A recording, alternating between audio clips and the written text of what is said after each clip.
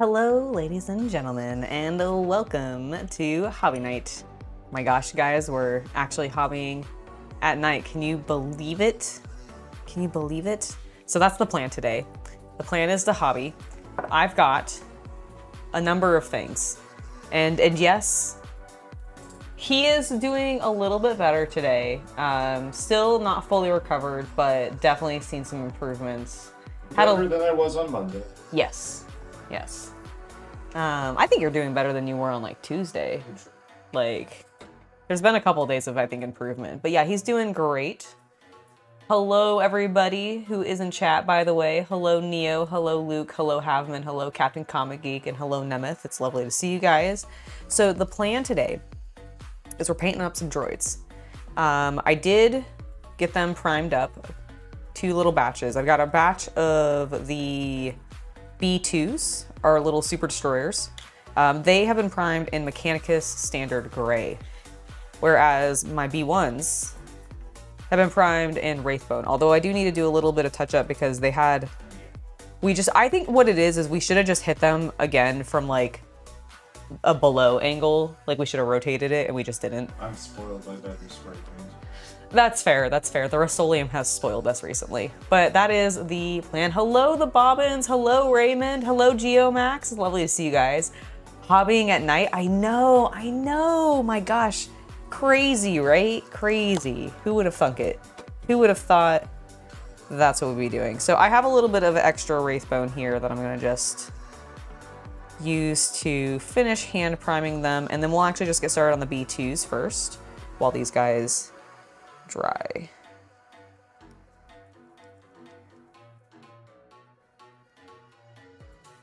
Thankfully, it should be pretty easy to take care of.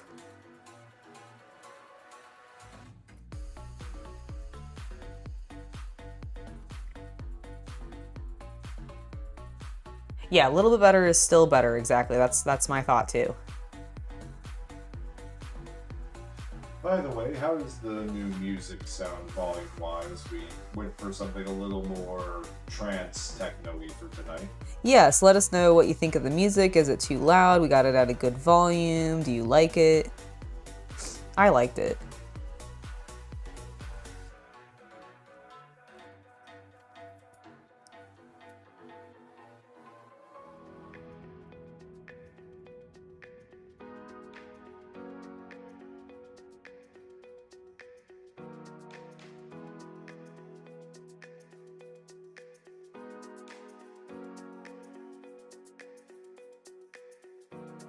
Is it morning for you in the UK already?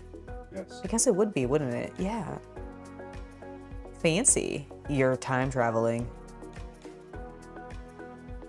How is the future?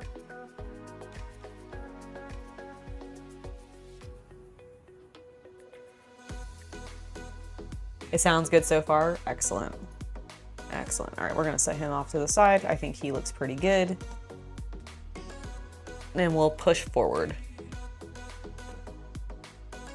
Need some Motorhead? Unfortunately, playing Motorhead would get me copyright strike, and we're trying to avoid that.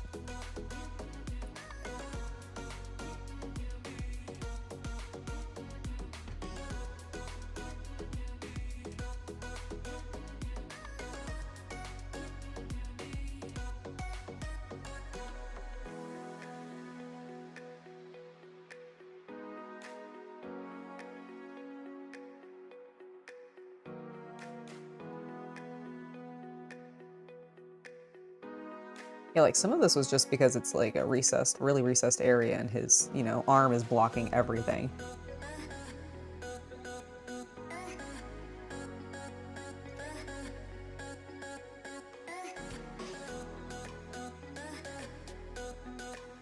But we're getting it touched back up. It'll be fun. Worried. Check. Hello, Neo. I waved and then I realized I didn't have I forgot I didn't have the face cam up today.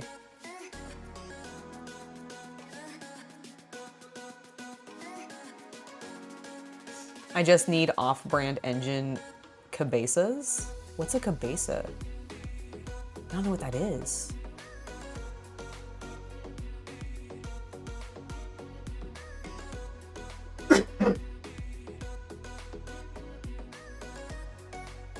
Yeah, just the top-down cam tonight. Trying something a little bit different with this evening stream. Going for more chill vibe. Going for a more chill vibe. Also, like wanting to see, you know, sometimes people will be like, oh, you should do streams focusing more on the miniatures and less on yourself.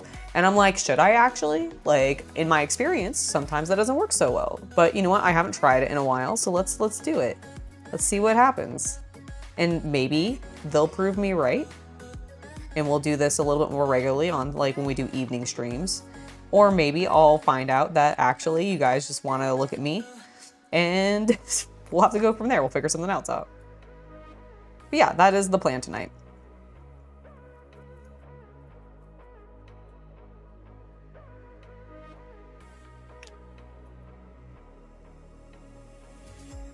Hello, 1825 Steam. Is it sunny where you are right now? The sun is still out where I am, but it is going to probably set in a couple of hours.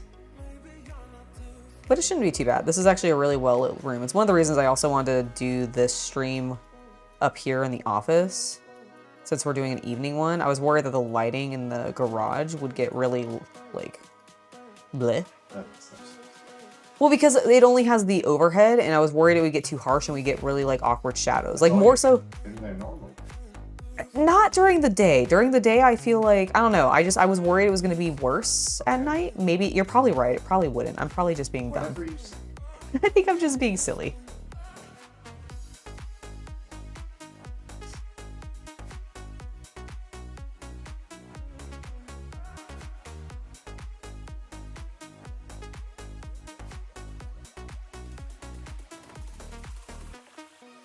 Heck yeah.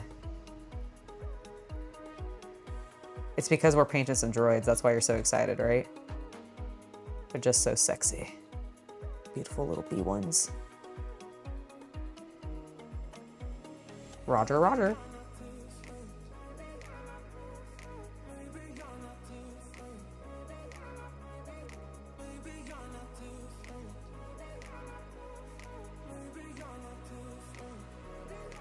Grievous's favorite punching bag.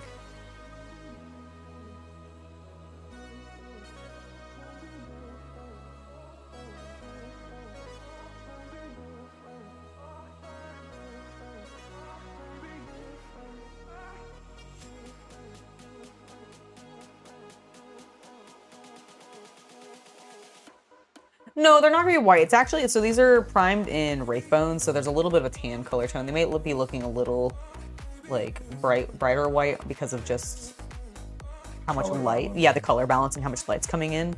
Like I have some blue lights coming in from outside kind of because of the way the sun's reflecting off of the space that I'm in. So like it might be making it look a little more white than it actually is, but it is actually a very, very bright cream. And that's the vibe. We're gonna darken it with some skeleton horde in a bit, but I need to do a little bit of a touch up to some of the primer just because with the way that these guys' arms are angled, when we did our initial prime, I think we just missed a few spots because we weren't paying attention to like what they were blocking. And it's all good. It's honestly cleaning up really quickly and easily. And while these guys dry, which won't take very long, we'll go ahead and get started on our B2s, which did get primed fully. And just need a, oh, I didn't bring up my black wash. I'll have to go grab that. I might have one up here. I don't know if I do though. I'll do that in a minute. Okay. Oh yeah, no problem, thank you.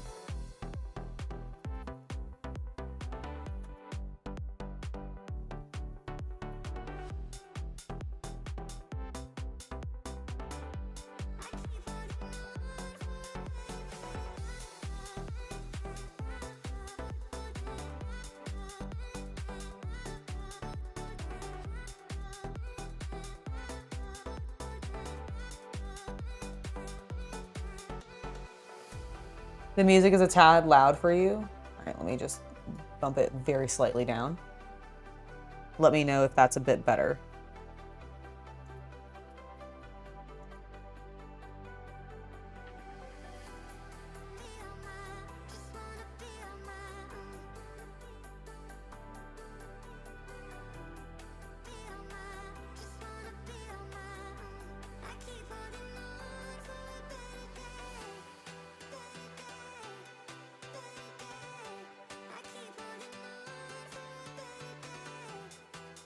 there.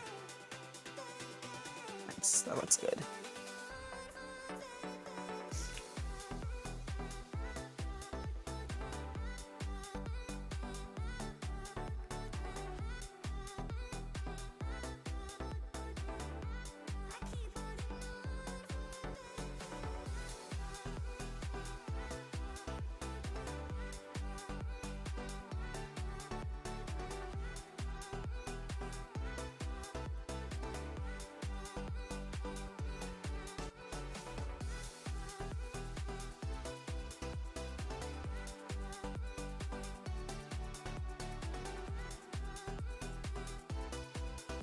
Alright, that's looking good. I think we've almost got this guy taken care of.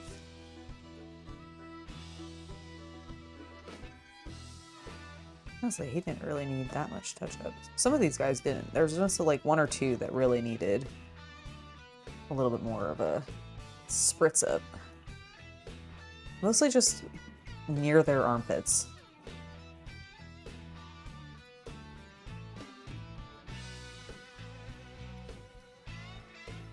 Alright, let's just double check. Okay, I did miss a little bit on this arm. So let's try to fix that up.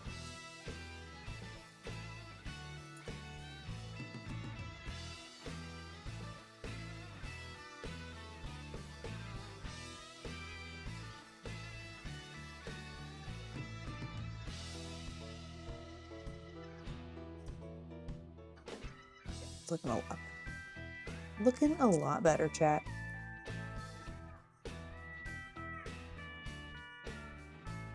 The cool thing is this process that I'm doing on the B1s is probably going to be a very similar process I'm going to use on Grievous. He'll have a little bit more detail, obviously, because he has some fleshy bits, but he is mostly robot. So he will also have a lot of this tan color tone. Later, Captain Comic Geek. Goodbye until later. I use this brush for dry brushing sometimes. It's one of my watercolor brushes from the Princeton company. But I really like the feel of the handle. It's got this like, it says velvet touch, and it does. It has very like smooth, kind of almost like, it's not actually malleable, but it kind of feels malleable. Little grip, which is nice. I like it. Yeah, there's a lot of little nooks and crannies, you're right.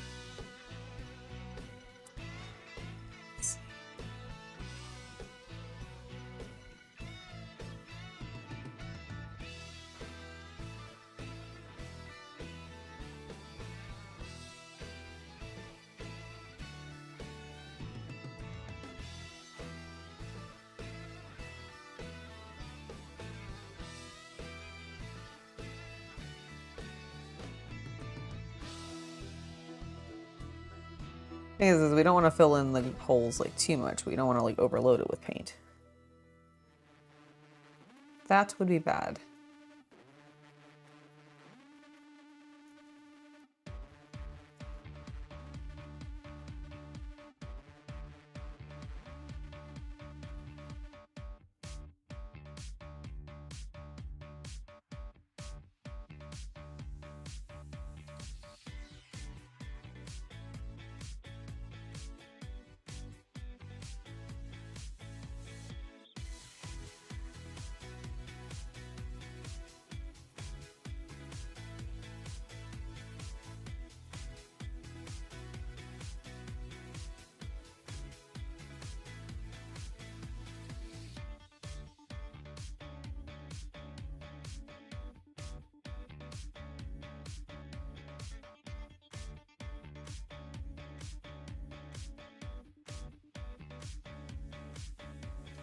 I did see the new Mando trailer, and honestly, I felt nothing.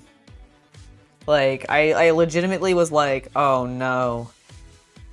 Everything that I used to like about this, I no longer am really digging. Like, can I just say, like, I hate the logo. Hate the logo they're using. It is so basic, like no effort. I felt nothing for the trailer. Talking about thank you, appreciate it. We're talking about the Mandalorian and Grogu like trailer, and like I watched it and I'm like, it's fine. Like here's the thing, it's for families. I completely and fully accept that. For families, I mean like families with children. Like it is clearly meant for like dads and their sons, if I'm honest, which is great. There's nothing wrong with that, and power to them. I hope the dads and sons that go and see that, or the moms and daughters, or the dads and daughters, or the moms and sons who all go see that, who are into Star Wars, love it. That's my hope for them. I do not give a crap. Like, it is not a movie meant for me. I do not like Grogu. I caught that. I almost rolled this onto the floor and then I caught it. I do not like Grogu. I know, controversial, but I just don't. And I really don't like what has happened, I feel like, to like Mando. Fuck, I can't even remember his name anymore from like when they revealed it in season 2 or whatever, but like, man, I loved season 1 and season 2 was fine. Like, it still was pretty good, and then like it just went downhill from there.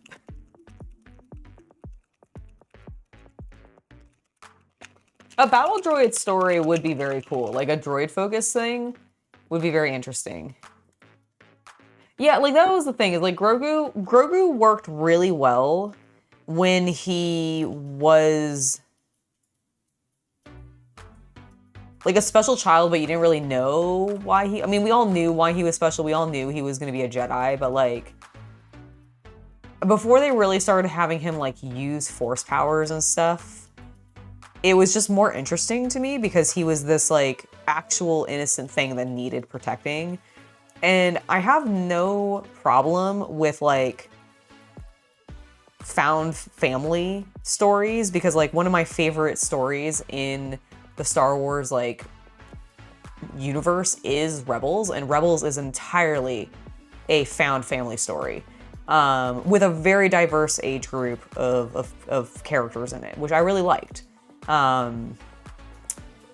But like, I don't know, just the like toddlerness of Grogu really fucking pisses me off.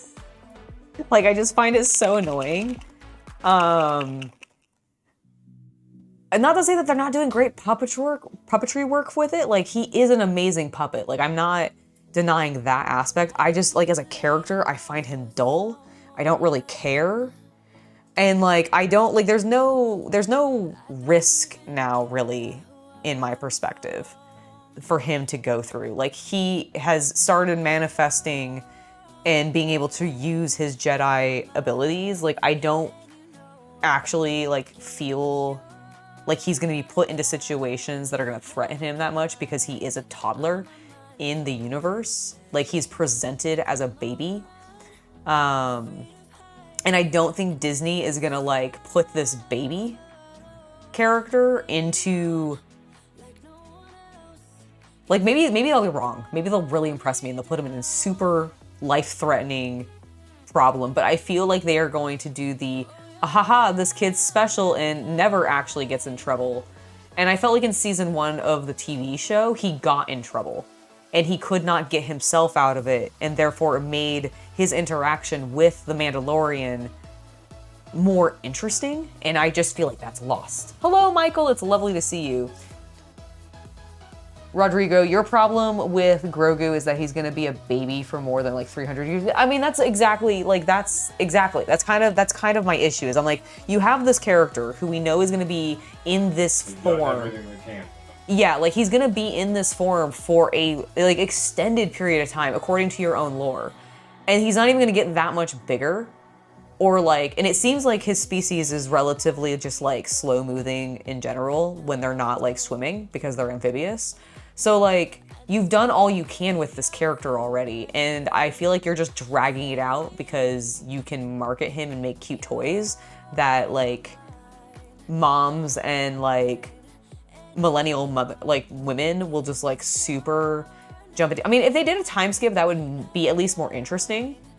I just don't have confidence that they're actually going to do that.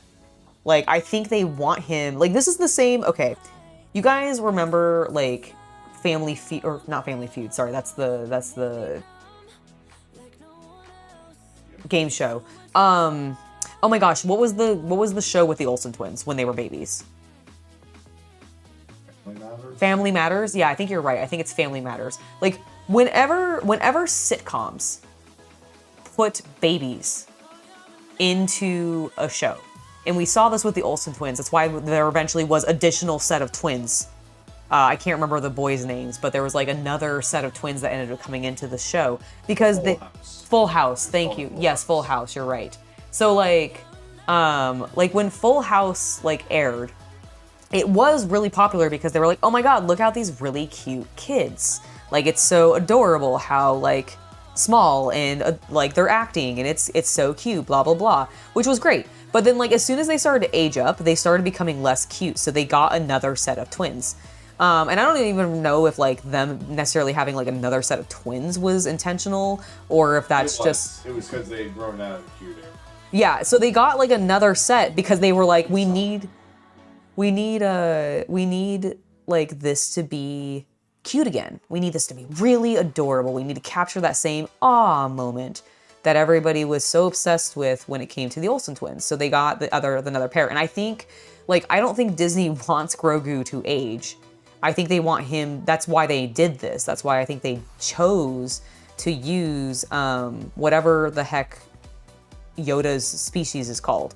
Because I don't remember what their actual, like, the species name is. But, like, whatever Grogu and Yoda's species is, like, that's why they chose it, I think, is because they're like, we can have this thing as a baby for however long we bloody well please, realistically. Because we haven't really defined this species super well beyond that they're very long lived. And so you can kind of be like, well, they just like hit puberty and bam, suddenly old. But like until that point, they're cute and adorable. And I think Disney wants that. Disney wants to be able to have this infinitely cute little character. And I am just not into that. Like, I'm like, I like cute things, don't get me wrong, but I don't know. I don't like cute baby things. And I feel like they're never really gonna have him like fully talk or anything because that's gonna break the baby cuteness. You know? Like the minute they start having him like speaking more and everything, it's gonna, I think there's gonna be backlash because he's gonna be annoying and they're gonna get an adult to voice him because they always do that. And like, who knows? Like, maybe they'll find somebody perfect for it and it'll work like Groot. And they could just have Vin Diesel voice Grogu as well. But like, I just don't know if that's gonna happen. This wash is really not wanting to stick to this model. Like, I don't know why it's not wanting to stick to the model. It just does not seem to want to stick to it. I don't know if it's because it's the Army Painter one. Like, what if I just go much heavier? Okay, maybe I just needed to go heavier. Maybe I was getting too much water into it, but like, damn. I was not doing what I wanted. It was like splotchy and gross. It's still not fully sticking the way that I want it to. I don't know why.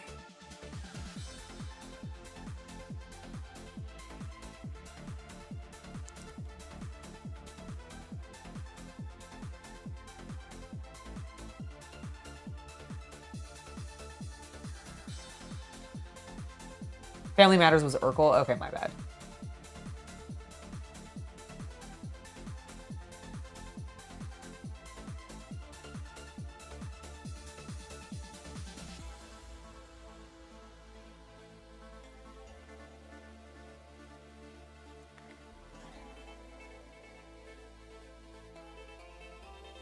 The problem is if they like realistically time skipped, Mando would be dead.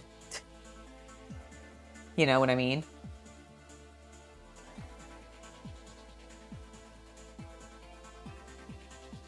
Like, Mando's just a guy. He ain't gonna... Like, I know humans live longer, I think, in general, in the Star Wars universe than they do, like, in our universe. Even though they're technically, I think, supposed to be the same universe, aren't they not? Just one's in the very far future. Or, sorry, in the very distant past.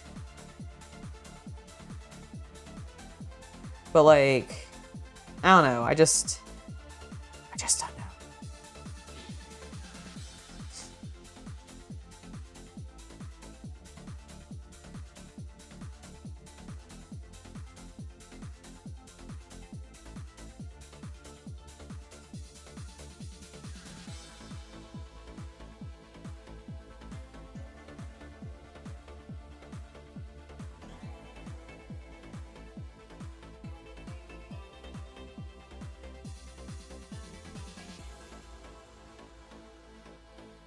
Oh, with the models? Because I'm just moving the, No, your stream hasn't frozen or anything. I was just chatting and not moving the model on the screen, that's all. Alright, I think we're doing better. This is looking a bit more like what I was hoping.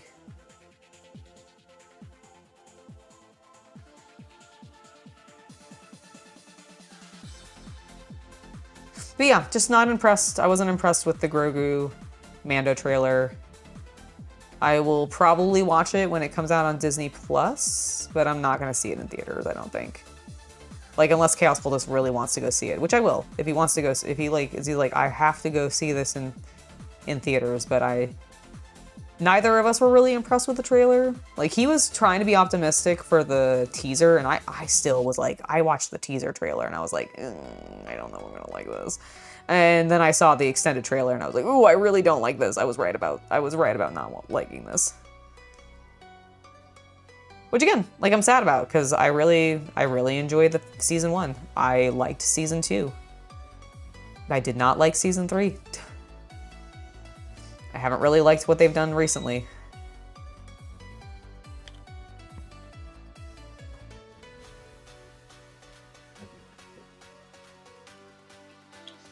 Good. No, I'm not wearing a smartwatch. This is my Vital watch, Vita watch. It's Kamen Rider. Look, it's your Kamen Rider Digimon. It's my Kamen Rider Digimon watch. Let me see if it can focus. Focus. You can do it. You can do it, camera. Okay, I think that's his. Oops. But yeah, it's Sky Rider. We're doing a little mission. We're doing a little advanced mission. Still haven't figured out how to destroy him so I can get a new one. But we'll figure it out.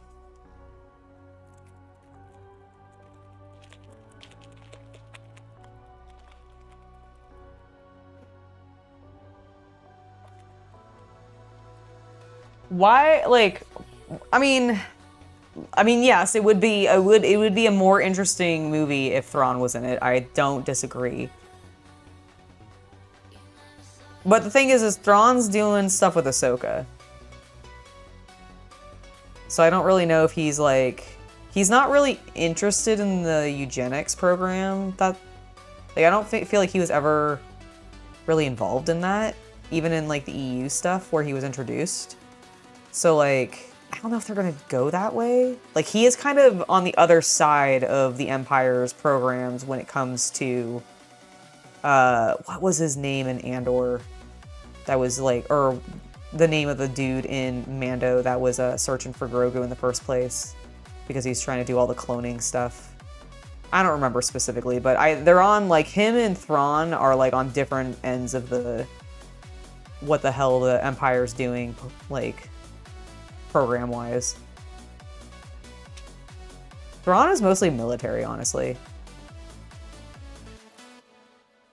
From at least what I've seen of him. Now, granted, I have not read the books he originally comes from, but I have seen everything that he's been in animated-wise. Like, when they started using him as, like, a canon entity, I've watched all that.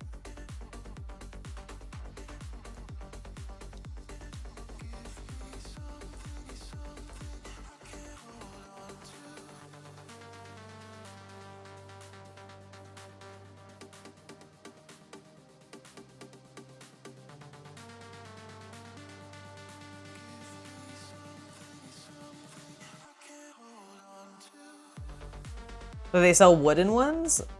I'm not sure I'd want to wear a wooden Pip-Boy. Like, I'm not surprised. I have a wooden bolter that they painted up in, like, appropriate 40K color schemes. But, like, a Pip-Boy to wear on your wrist? I wouldn't want to do that. Like, is it made of, like, balsa wood? Like, how heavy is it? Because, like, if it's like a solid, like, hardwood or something, or even, like, a heavy softwood, like, that's gonna weigh a lot. I have one of the plastic ones from the Fallout 4 Collector's Edition. So even if it didn't weigh a lot, I don't know if I'd, like, bother, because I already have one. Although I guess eventually I'll need to replace it, because I'm sure the lining's not gonna last forever. The books are worth reading. The Thrawn ones? That's what I've always heard. That is what I've heard. I've heard they're quite good.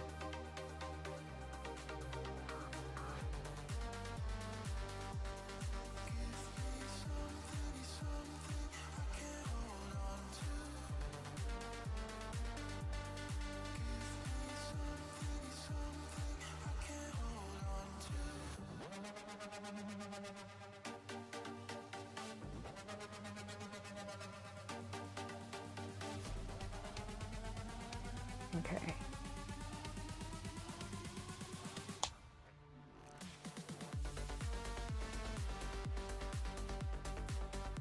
Oh, like laser cut model? Interesting. So how actually rounded is it? Or is it more like angular rounded? It's a cool idea though.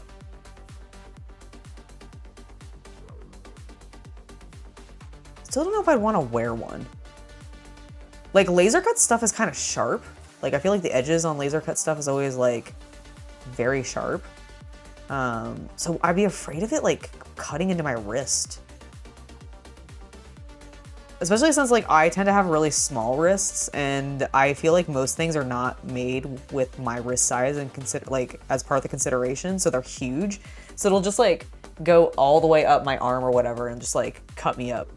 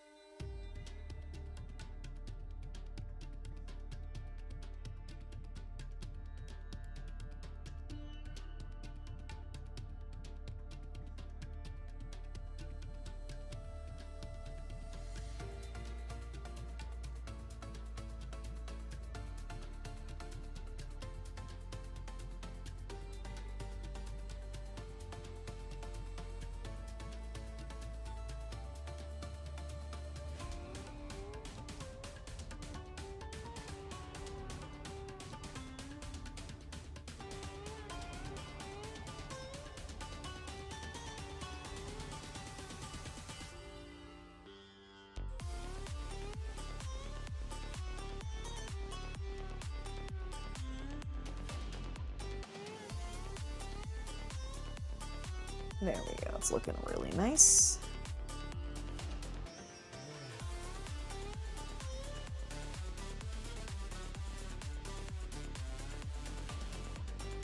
Keep gradually adding paint.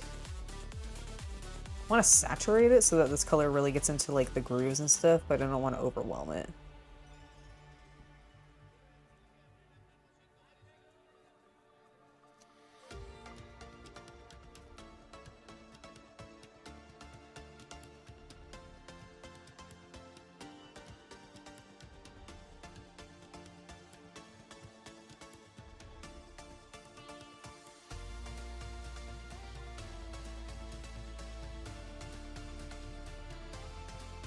There, that's looking pretty good.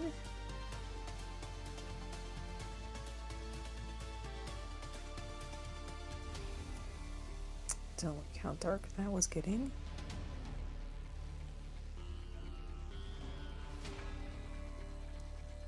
And arms looking pretty good. Let's make sure we got the inside. I did not. That's what I thought. I was like, I don't remember painting that section, so let's do that. Oh, and I actually didn't do it on this side either. What a fool.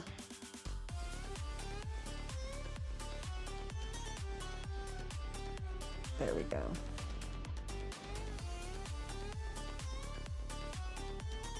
I believe it is like a collection of like trance music that we got off of Epidemic Sounds.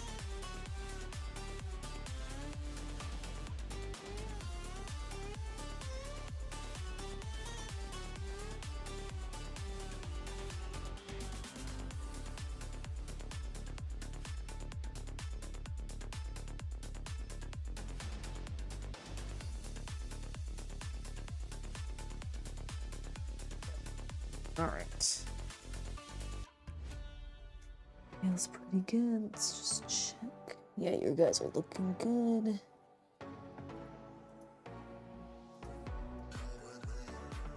Two more little men that need this larger or this darker black wash. And then we'll switch over to our skeleton horde on the B1s.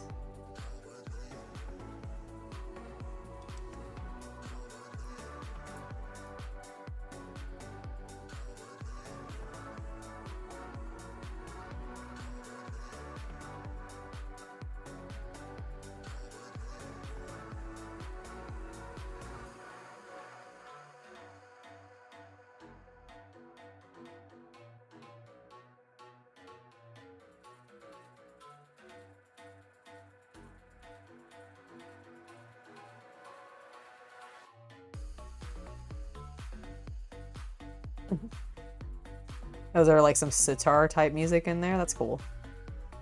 Yeah, I sort of skimmed through what CC had put together and I really liked it. So I was like, yes, go.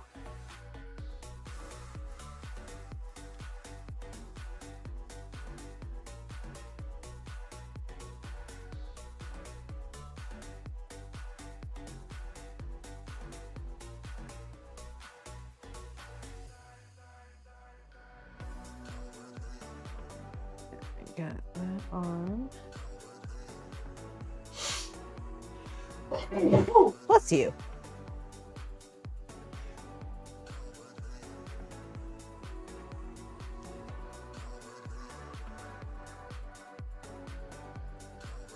Alright, I think we got that arm taken care of. Let's make sure to get the side of the leg.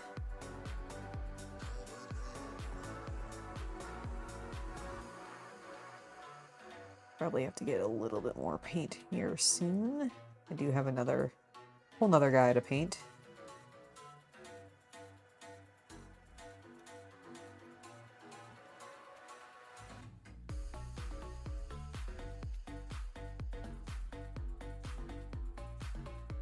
Have I had any trouble printing guns?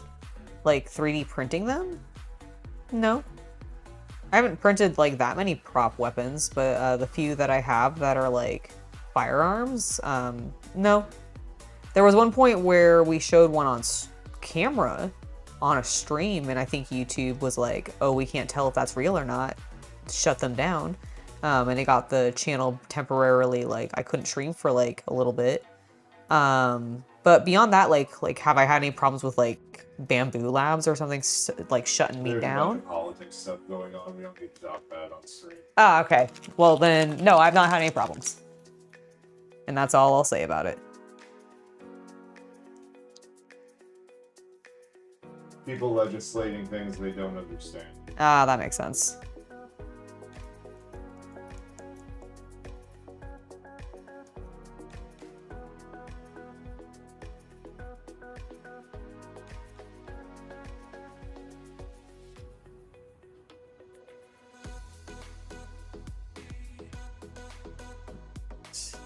That looks good.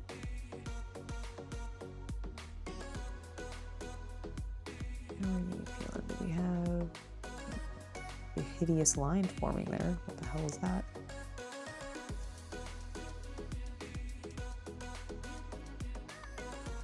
Oh, weird.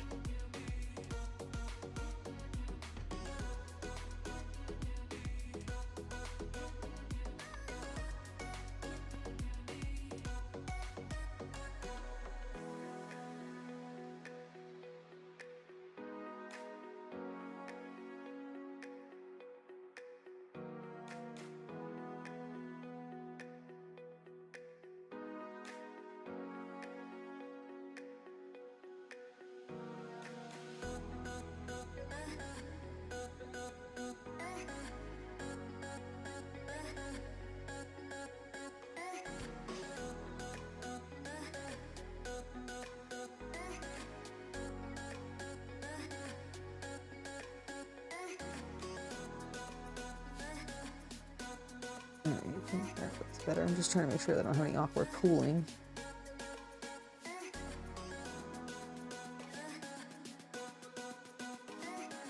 There we go. Alright. I think he's looking good. They're all looking good. Last guy.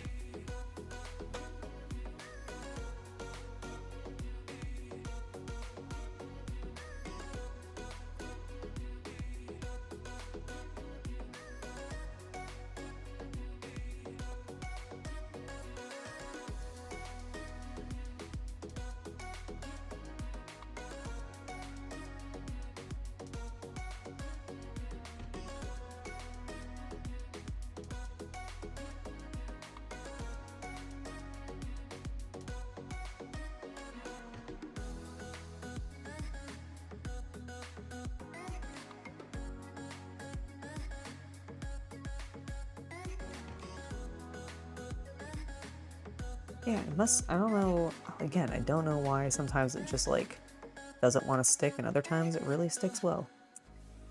What am I doing? Why are you being weird, Paint?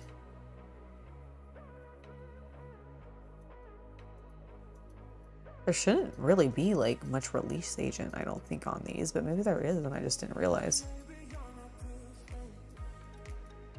Like normally the on-sprue ones don't have as much of a problem like that, but maybe I need to give them a bath before I prime the next batches. That's what I'm wondering, chat. I'll give it a try. Give them a little gentle scrub.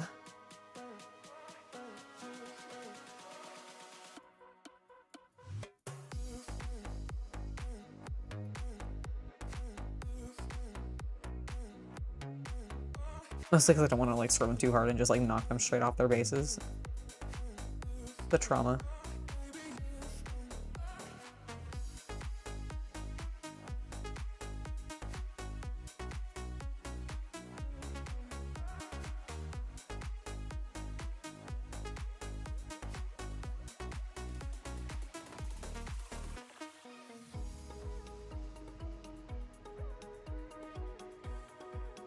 There we go. Looking good. This arm, that's all fisted up and gripping like he's very determined to destroy some clones. What a rude dude. What'd they ever do to him? Oh, right, shot them. Well, then I guess maybe they deserve it. From the droid's perspectives.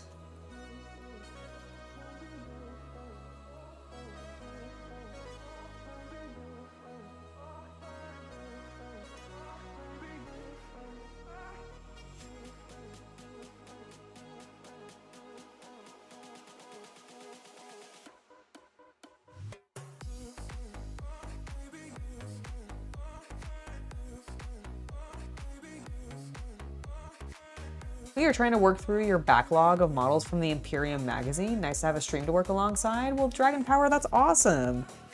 Are you working on, I know, so I have gotten like 1 or 2 of that magazine. Are you primarily focusing on the Marines? Or are you working on the Necrons? Because don't they both come in some of the, like, I know they're not always together, but those are the 2 types of models you can get in that. Although I guess you get terrain too, right? Am I like wrong? In the Imperium magazine, like the one that GW like put out where you can get like an army through it basically over time. It came with like terrain and stuff too, right? Yes. Nice.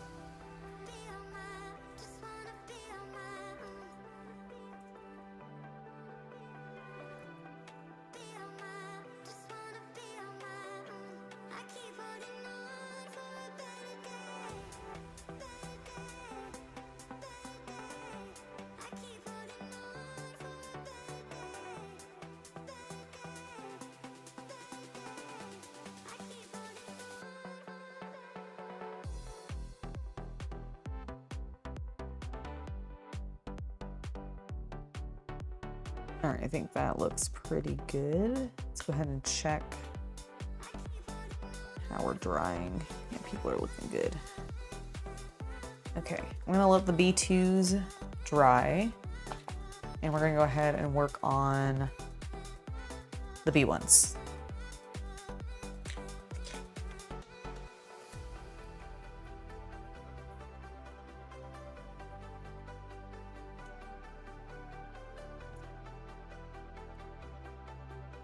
All right. For this, instead of a wash, I'm gonna go. You split the magazine with your buddy. You got the Marines, AdMech, and Sisters, plus the Tau and possibly some Chaos. Oh, awesome! I didn't realize it came with that many different varieties of models. That's great. I knew it came with the Marines, and I think I knew that there might be some like Sisters and potentially AdMech with that because like they just did Imperium. But I didn't know you got like Tau and like Chaos in there too. That's cool. That's pretty sick. All right, got a fresh pot of Skeleton Horde to make sure that these guys got some good, lovely color on them.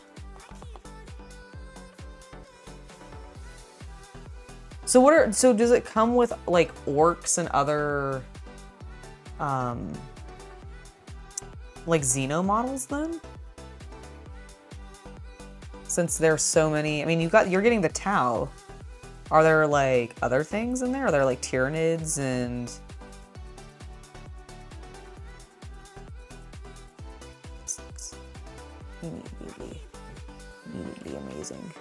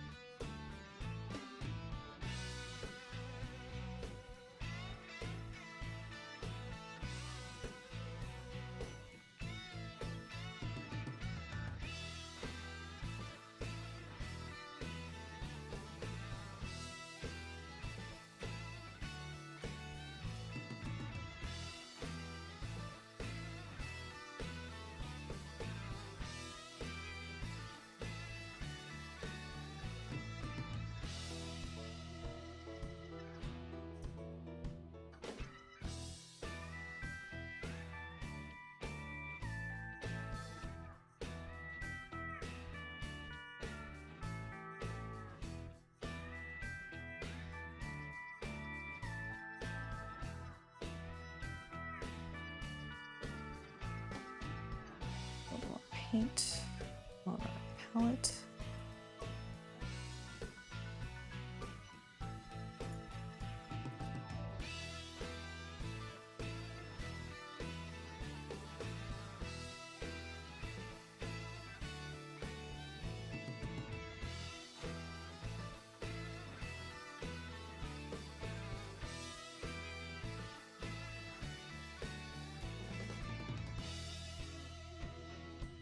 Oh yeah, it's looking good.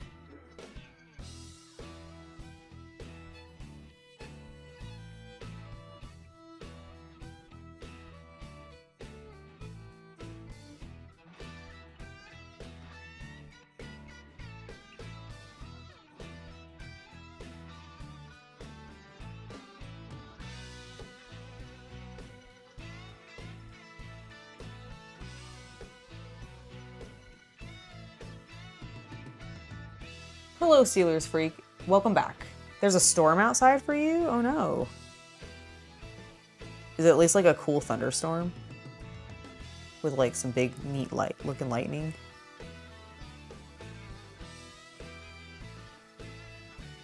When I was in Dallas for Creators After Dark, there was one thunderstorm that we got, and it was in the middle of the night. And I didn't want to, because I had roommates in my hotel room, so I didn't want to disturb them by like opening the curtain and looking at it, but I really wanted to look at it. Turns out one of the people that was staying with me also had wanted to get up and look at it, but she also was like, I didn't want to disturb anybody, and if only we had spoken. Then maybe we both could have looked at it and been like, ooh, how cool. Isn't nature impressive?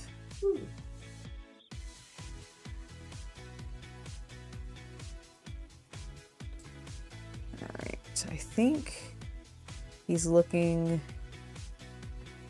like I got the tan color everywhere that it needed to be. I am going to go over it a little bit more just to smooth some things out. We will be doing a cheeky dry brush, so we can go a little darker if we want to on some things. Like, for example, I'm going to try to get a little bit more on this arm because I don't know if I got it super well, and hit his belly a bit more. This way we would just really make sure that we get color into those recesses, which is where I want it mostly to be by the time the dry brush is finished. Yeah, I think that looks good. I think... Ooh, did I not paint his neck? No, I did. It just doesn't look like it to you.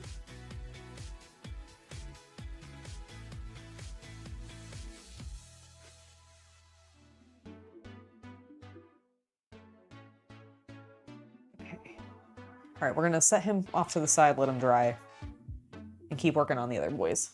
But I think that looks pretty good. I think that looks pretty good so far.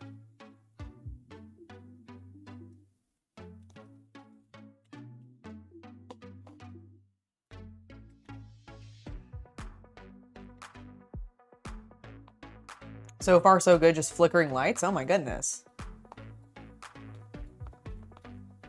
Oh, so you probably get some pretty wild thunderstorms then if you're Midwest.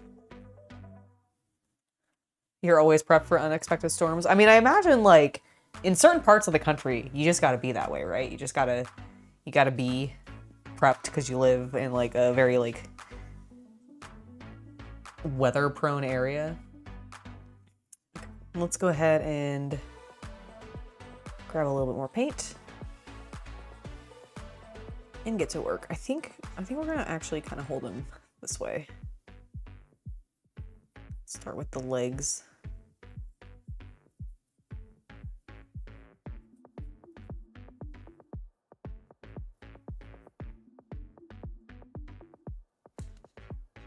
Try to get these undersides a bit more. Honestly, yeah, this might have been a really good approach. I might have to do this. Just do this going forward. Hold them upside down.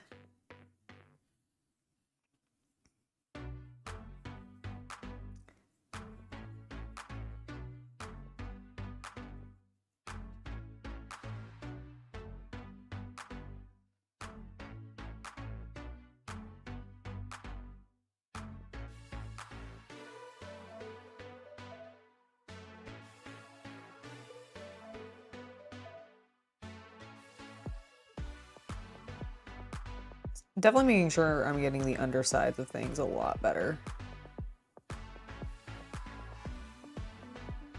Which is great. Because I definitely feel like that is one of my weak points sometimes when painting. I'll go back, I'll like think I finished a model, and then I'll be like, oh shit, I actually didn't paint that entire section underneath like the cloak or whatever, or like, I don't know, I'll just miss something randomly and I'll be like, whoopsie daisy. Do you guys do that ever? Like when you're painting and you're just like, well, I guess I just was blind. Didn't see that section.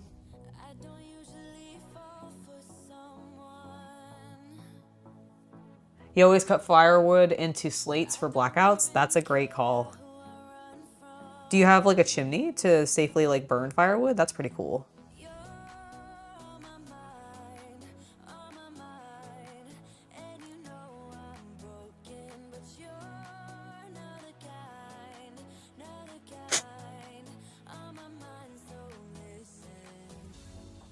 He had these little like holes in his belly, and the paint was getting stuck in it and doing that thing where it kind of stretches as like a thin film across it. And I didn't want it to dry that way and be like weirdly gunky or whatever, because I've definitely had that happen and been like, ooh, gross, I hate what this is. And then I realized what had happened and I'm like, oh fuck, I gotta prevent that. So just try to be a little mindful. Okay. He seems pretty good. I'm gonna do a little inspection from above because I'm sure that's the place where I've missed things this time, because I wasn't the direction I started with, and I would be correct, although honestly, not as bad in regards to like missing certain things as I would have thought. So the upside down method might be pretty solid.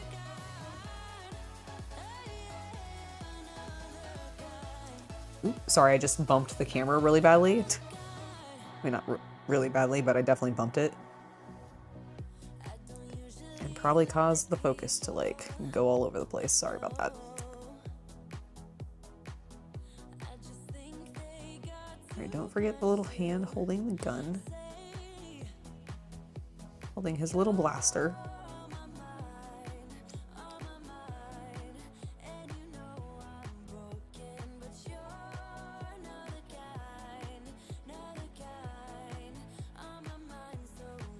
Okay, yeah, I feel pretty good about that. I think he's looking great.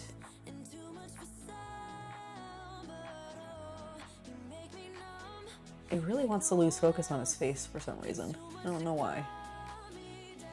Hello, camera? There we go.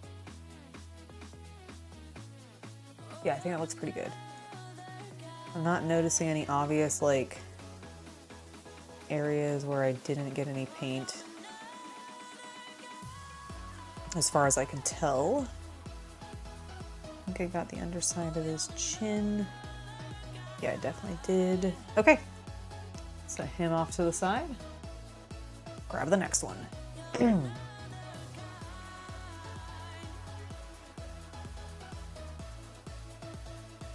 Oh, you're in Tornado Alley? Yikes. Yikes. Alright, let's go ahead and do the same thing we just did. And it might even be faster because he's squatted, so he's kind of all folded up on himself.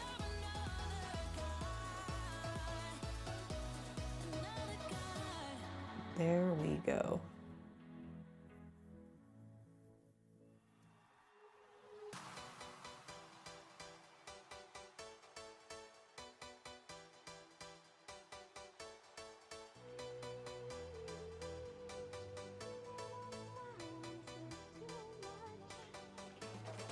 You have a funny tornado story? I'm totally interested in a tornado story.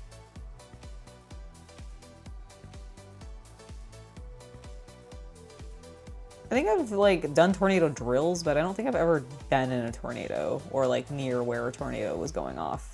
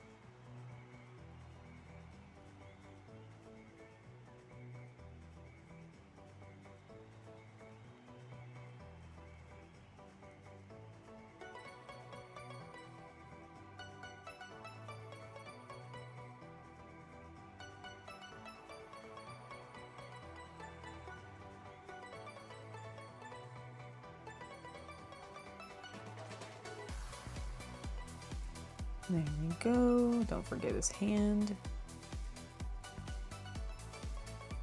His little fingers on this side.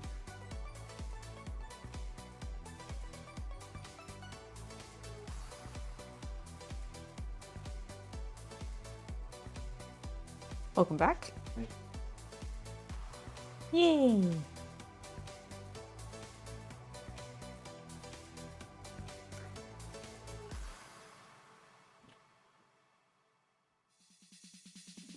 Yeah, I think this guy's looking pretty good.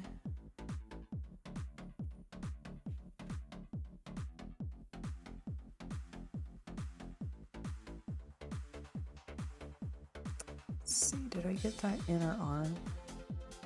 For the most part, yes, but I think there's a little bit more I could do. Excellent.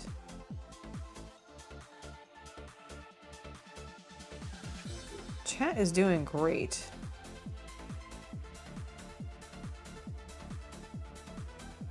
You made a real mess about your painting your battle droids. They ended up bright red.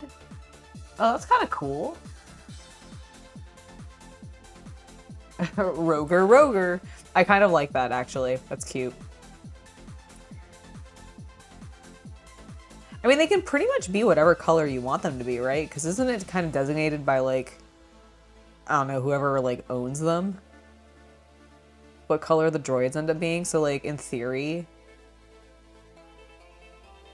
What was I... There's, like, I think there's an episode of, like, Clone Wars. Potentially, where, like, the droids definitely have a little bit more of a unique color scheme. I don't feel like they're as traditional, like, off-white as they normally were, like, at one point. Oh, I don't remember specifically. It's been a while since I've, like, watched Clone Wars, the cartoon. So maybe it was in Rebels, I'm not really sure, but... They're cute little guys, I love them.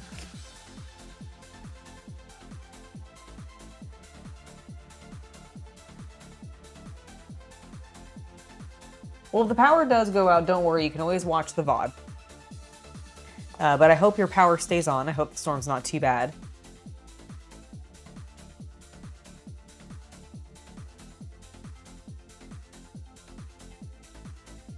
Your friend bought a luxury luggage set and left it on the second floor. Everyone in the neighborhood noticed the underwear scattered around. Oh no! Oh no! Well, I mean, I guess that is a risk during a tornado. If your luggage is left out and there's just like panties in it and then it gets scattered everywhere. How unfortunate. Pretty funny though. Hopefully the person took it in good faith, or not good faith, but in like understood it was a joke. Didn't get too upset by it. That's funny. Oh my god. Well, now everybody knows what you're wearing.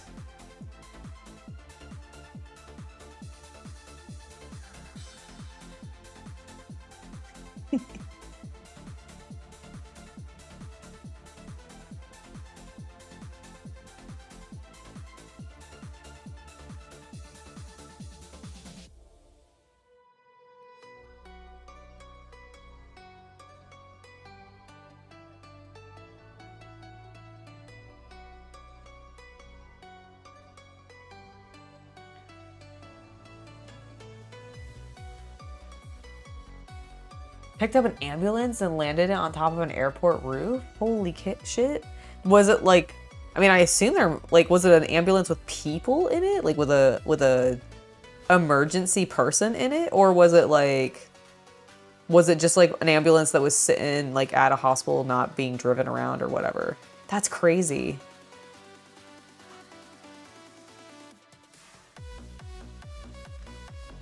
Although I'm not really surprised. Like tornadoes are insane. Like they will pick up whatever.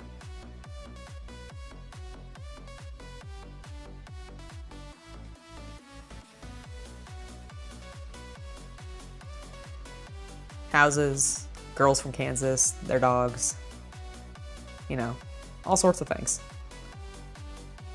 Ambulances, apparently.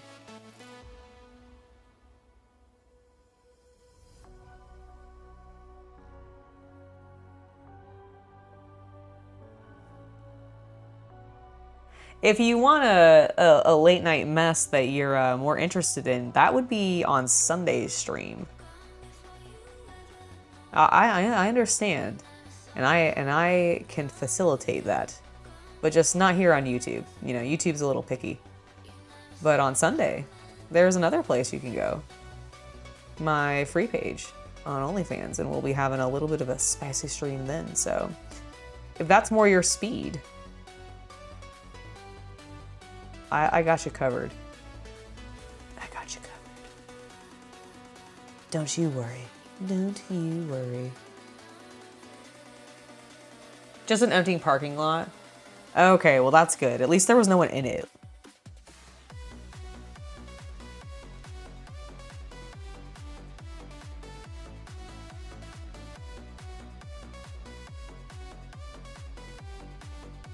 Gosh, that would have been terrifying though, for if there was somebody in there.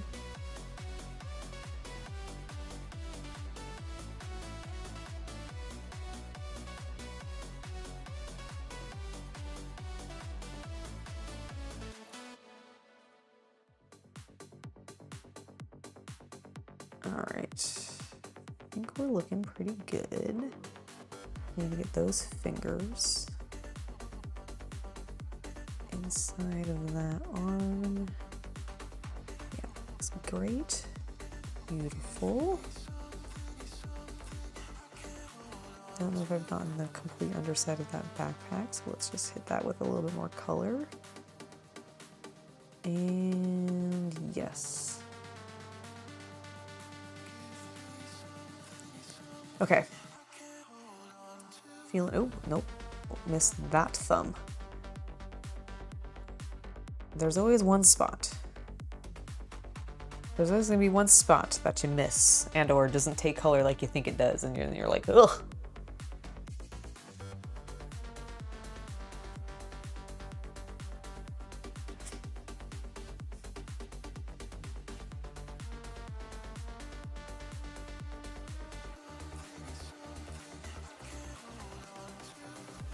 All right, final little B1 that needs his base color. Probably need a little bit more paint. I'm not sure we quite had enough to get a good flow.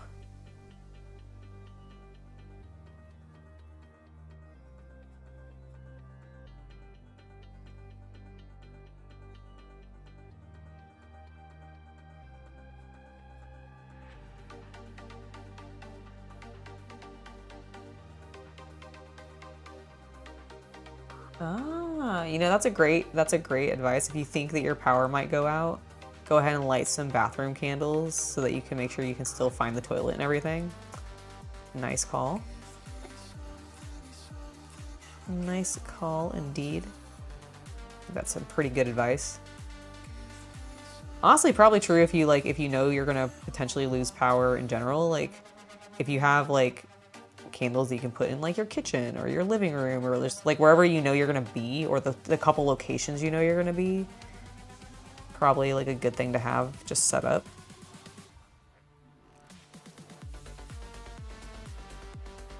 I will admit, I am glad I do not live in a place where I need to think about that regularly. Just feel like that would cause, like, I would just think about it a lot and be like, man, there's a lot of unnecessary stress that I don't want to think about.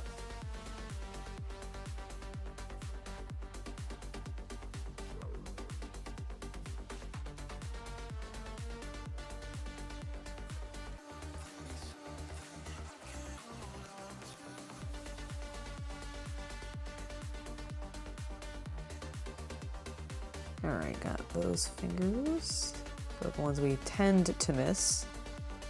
Got the inside of that arm as well.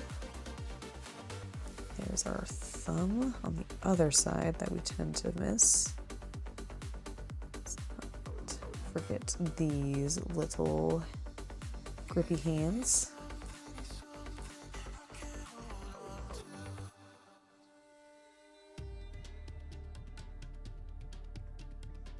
Oh yeah. Oh yeah. Looking good.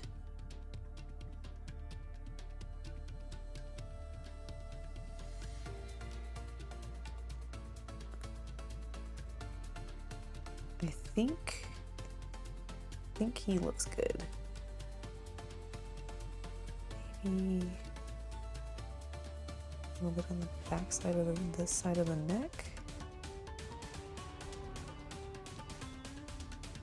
Excellent. All right, let's take a look at this guy. His one arm.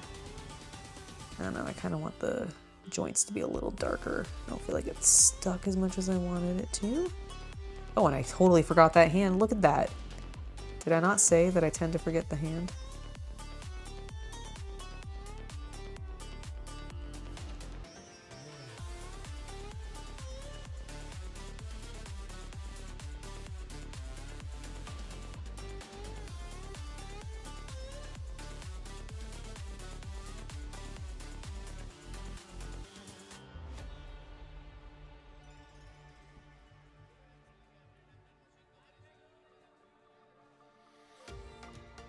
There we go.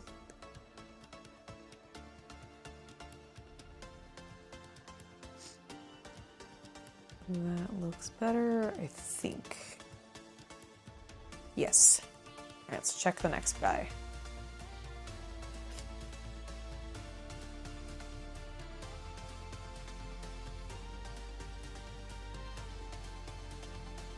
So no, I'm not going to be individually painting too many of like the wires, mostly because you don't really see that many exposed wires on the droids themselves, at least not in these sculpts.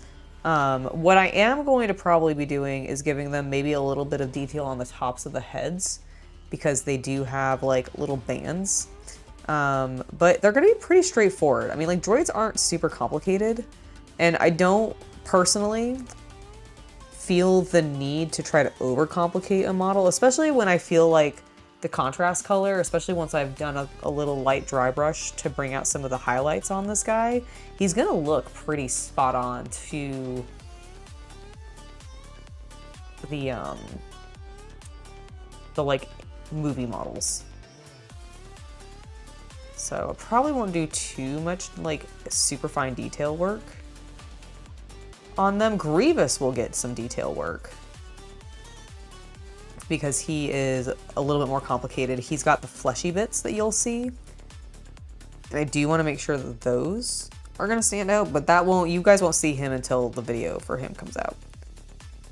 I won't be painting him on stream at all.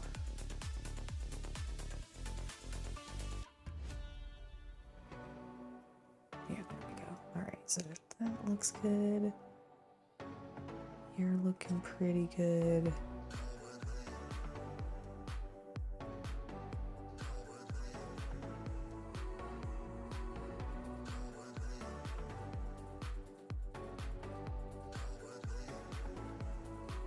Just like a smidge more color, but you actually came out pretty nice.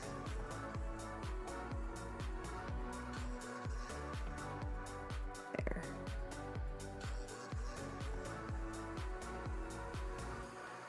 Emphasize some of the grooves on the like inner thigh and such.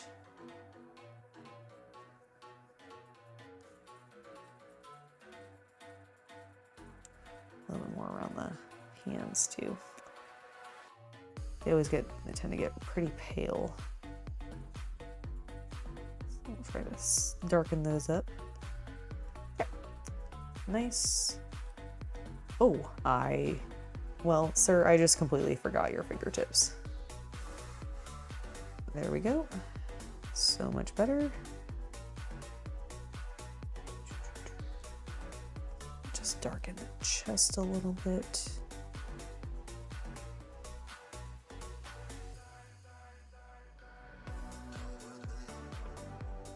Yeah, looking pretty good though. Honestly, the upside down technique worked really well for me. Do I have two favorite poses for the B2s? For the B2s, no, they're pretty straight. Like the B2s are these guys, and they all have very similar, like just arms out. I mean, I guess like the classic pose with arm at the side, one raised to be shooting is pretty good, admittedly, but like, no, I don't think I have a favorite pose. I do like that they're varied. Like, I do enjoy the fact that they actually varied up the poses and didn't just give me like 6 of the same thing. Like they did give me like a significant amount of some of the B1s, but that's just because they gave me 30 B1s. So there's just a lot of different guys to paint. But no, honestly, I think that Atomic Mass Games does a pretty good job of adding variety. Are you loose? What's going on? I feel like you wobble way more than you should have.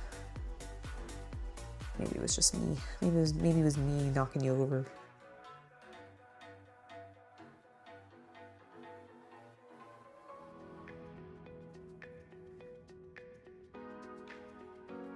I do like that they're fairly dynamic. I feel like I feel there's a lot of good motion to them.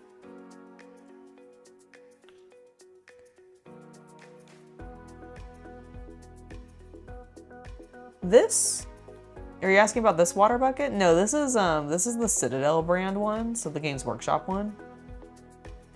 My favorite, who is my favorite Star Wars like character? Darth Maul, well, hands down.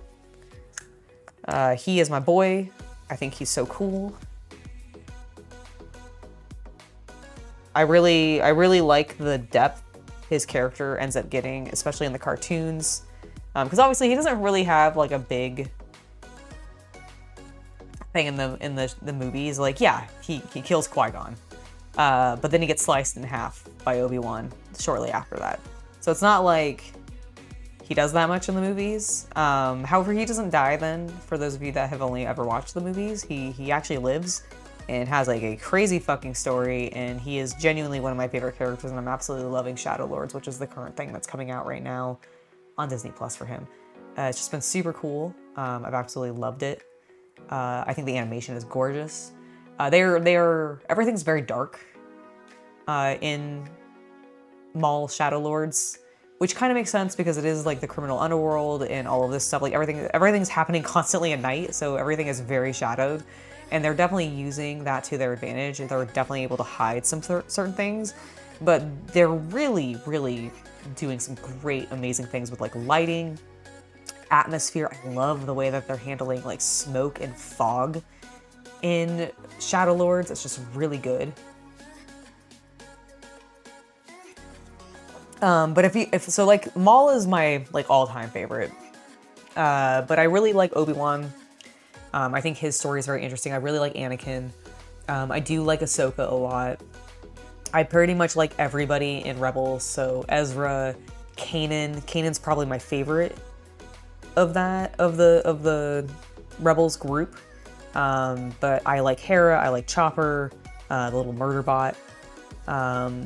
Zeb is great. Sabine is great. I do think Kanan and Ezra and their relationship really speaks to me. So I really do like them a lot, but yeah, I kind of just like a lot. I like a lot of people. Okay, I think we're gonna go ahead and start doing some dry brushing on these B2s. Do you think, because they're a dark silver, right? Do you think I should do Dwarven Forge or Sir Coats a lot? Which do you think is a better silver? The Dwarven Iron. Okay, cool. That's what I was thinking too, but I wasn't sure if it was a little too dark. No. Chewie's mostly your favorite? That's great. Chewie's awesome. My problem is I'm not as big into the characters from the original movies as much. Like, not to say that there's anything wrong with them. I'm not personally a big fan of Harrison Ford. I know, controversial, I'm sorry, but I just don't like the guy. Like, he just seems like kind of a dick. And I really don't like his attitude towards his fans when they like. He's better than he used to. He is, but I have like this one really strong memory of like an interview with him where he was just like really hating on like nerds basically. And considering I feel like his career was made by nerds, that bothered me. And so that's always stuck with me, and I've never really gotten over that. So I have a bias against Ford. Chewie's great. I do like his character, but like I feel like he's always heavily associated with Han Solo, and I just don't give a shit about Han Solo. I like Leia. Like, Leia's really cool, but again, she doesn't have like I mean, she has an okay role in the original trilogy, but she's really not like, she is a damsel in distress a lot of the times, which is unfortunate. And I don't give a shit about Luke. Like, Mark Hamill is fantastic. I love like his passion for that character. I love that he's stuck with it for so long, and I do like in a way sort of appreciate who Luke is as a force within the universe of Star Wars, but he as an individual like person has never interested me. I also thought he was an absolute like just twat in the emo phase that he goes through when he's in the all black and everything, like is it episode like 6 or something like that? I don't know. I hated that. Ooh, Grand Moff Tarkin is a fantastic character. I will admit that generally, I do actually like the characters on either the Separatist or the Sith side of the universe more than I generally like the Force side of the the Rebel side. Like the only Rebels I really got into were the core 5 that I talked about earlier from the show Rebels, with Ezra, Kanan, Hera, Zeb, and Sabine, and then of course Chopper. Technically there's 6 of them if you include the droid. But so those are the only Rebel characters. Outside of Andor, I really got into Andor. But again, that show ended up getting treated way differently from a lot of the other content that Star Wars media exists as, and I really appreciated that approach. So Andor was fantastic. Really like the Clone Wars era, just in regards to shit happens. And it seems like it means more. I also just find a lot of the characters from the Clone Wars to be a lot more interesting than the characters from post the Clone Wars. Again, because it's Palpatine isn't in full power yet, so seeing his rise and the utter failure that is the prevention of his rise, I think is very fascinating. I think it's just a more interesting story. So, I don't know. I just think it's pretty cool. You do remember when people used to invest a lot of money in coin bases for miniature figures until they figured out resin for cheaper? Coin bases?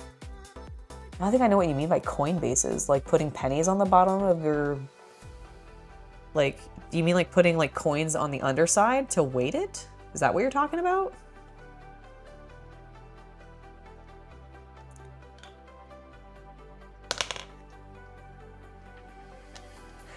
Chewie doesn't speak and you don't speak, that's why you match. I like it. I like it.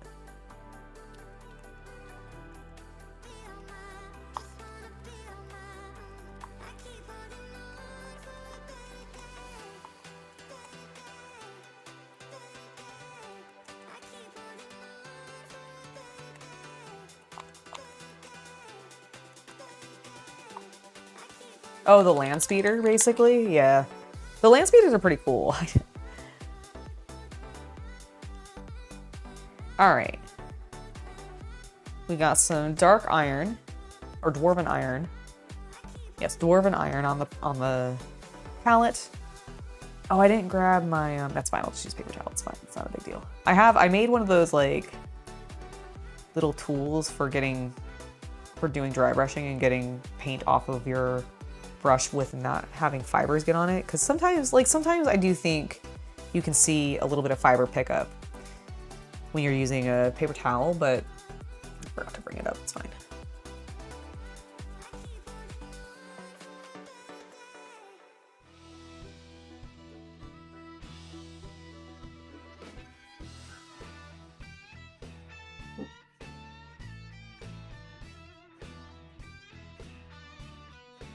Okay, I don't know if I like what this particular brush is doing, so I'm going to switch back over to my other brush. Because I think it's going to work better.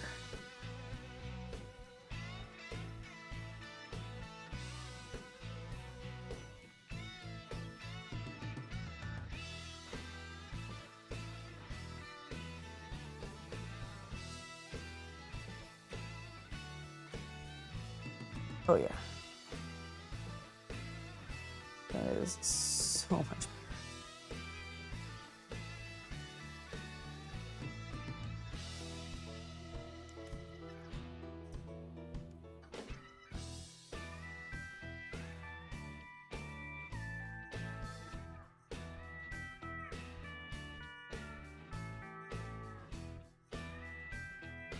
I want to pull up a picture of the B2s. I want to make sure that their torsos are fully... Let's see, B2 battle droid. What's the question? Oh, I couldn't remember if their chests, the ribbed portion of their chest was also metallic, or if it was a rubber black, but it looks like it's all metallic. He looks like he is just metal. Yeah, it's overlapping blades. Okay. cool. I wanted to make sure before I started getting this dry brush too heavily over top of it, because I was like, I kind of wanted to have a little bit of metallic sheen, but I wanted to see how like heavy I should go. Yeah, it's like scale maybe. It overlaps. Exactly.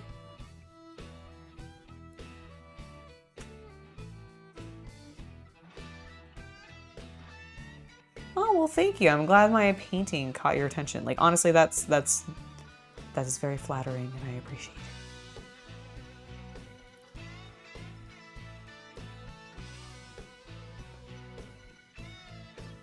You're not into the games and others. You retired from all the games and D&D games. Now your daughter and son-in-law can have all your old games from the 80s with the Iron Cat. Oh my God, that's so cool. I didn't have family that was like into gaming. I would flip my shit to like acquire like an 80s or 70s collection of like board games or miniatures. Like that would be so cool.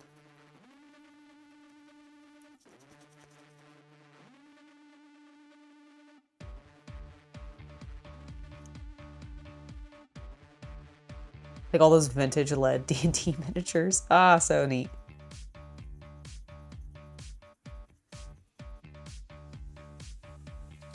Yeah, I love what this is doing. It's so good. So like, here's one not dry brush, and look how soft and just like natural that feels. Oh, so good.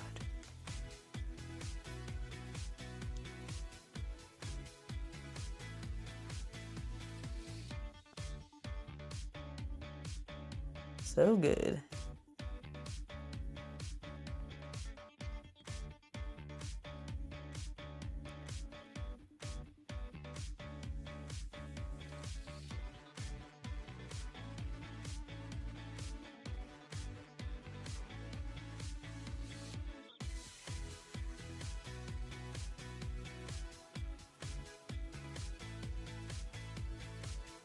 I think it helps having like a smidge of moisture still on the brush. Like personally, to get that really smooth. One of the things I want to try, because I've seen a lot of people talking about it recently, and I've definitely heard of this technique for a while, but I haven't given it a shot, mostly because I keep using my fresh ones for myself instead of doing it for painting. But using the sponge technique, because I think sponging these metallic guys would also work really well and get some cool effects. The one thing like that because I actually saw like a video on Instagram earlier today that was using this technique, and my only criticism was in the final like thing that they were showing. I felt like because of the size of the sponge they were using, there were some areas that they just could not hit with a sponge, and so like it kind of had a little bit of a weird unnatural yeah, almost like it was like OSL, like the type of painting where you're trying to do like, this is from a specific direction, like the light's all coming from the specific direction, and you're really only meant to look at this model from this particular angle because you're putting like all of your lighting in at this particular angle. And it's really cool looking stuff, but like you can't really look at the model as a 3D form anymore. You have to look at it from one direction. And it gave me that vibe because of this, like I said, the size like sponge that they were using. And I'm like, I don't know, I feel like you still need to combine this a little bit with just traditional dry brushing to get some of those like recessed areas where like there should be a little bit of highlight or this tone and you've missed it because your sponge couldn't reach. But that's like my one little nitpick about what the like thing I specifically saw. But even then, like it was still looked amazing. I was just being critical. I was being picky.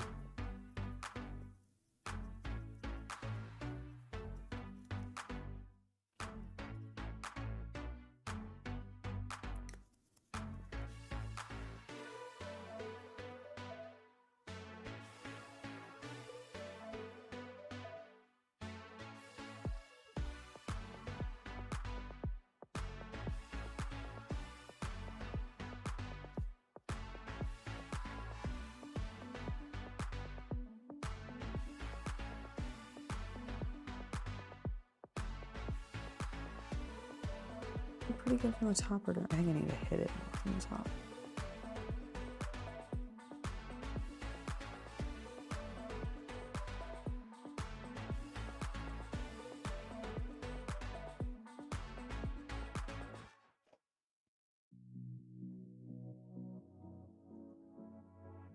Yeah, like, so what, when I say sponge, I mean specifically like a makeup sponge.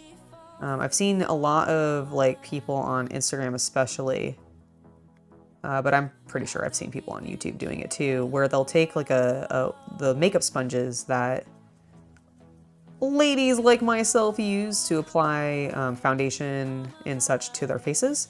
And instead of using it for makeup, they use it for painting miniatures, and it works really well as a dry brushing technique because the sponge is very dense.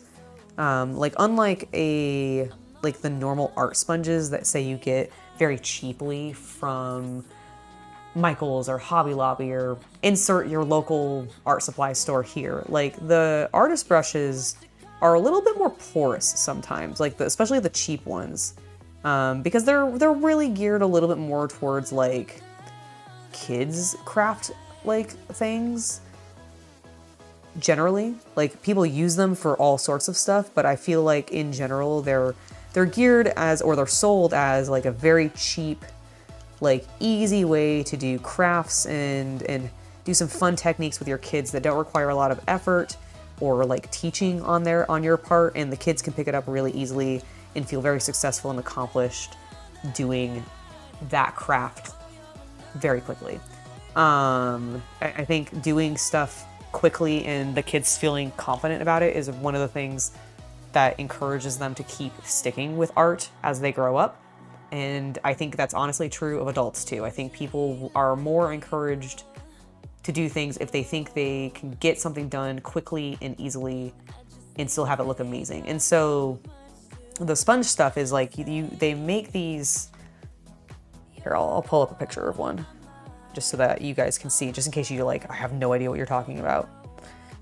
Makeup sponge.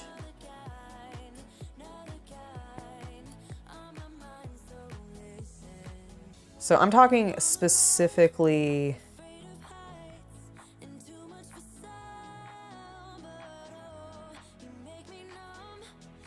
okay, I don't care about your fucking ad. I just wanted to see this sponge, please. Okay, so I'm talking about, oh my God. There we go. So I'm talking about like this kind of sponge. So they come in a bunch of different shapes. The one that I saw the person using was this one specifically, where it has one flat side and then it's got like a conical shape that comes like it reminds me of a cone head. Like, but there's these type 2 where you have the 2 fine points, and I actually think this is what the person should have been using, because this is a narrower tip, and because this is so wide and like more just volumetric than this one is, I think it was preventing the sponge from pressing in like the recesses. I also think this could have maybe helped because this is a little bit more like, you see how the sides are each flat? Like it goes into a triangular point, but each side is sort of rounded, but like flat rounded. I think the person could have used other sponges. I just think the sponge technique was working really well. But that's basically what I was talking about in regards to the sponge.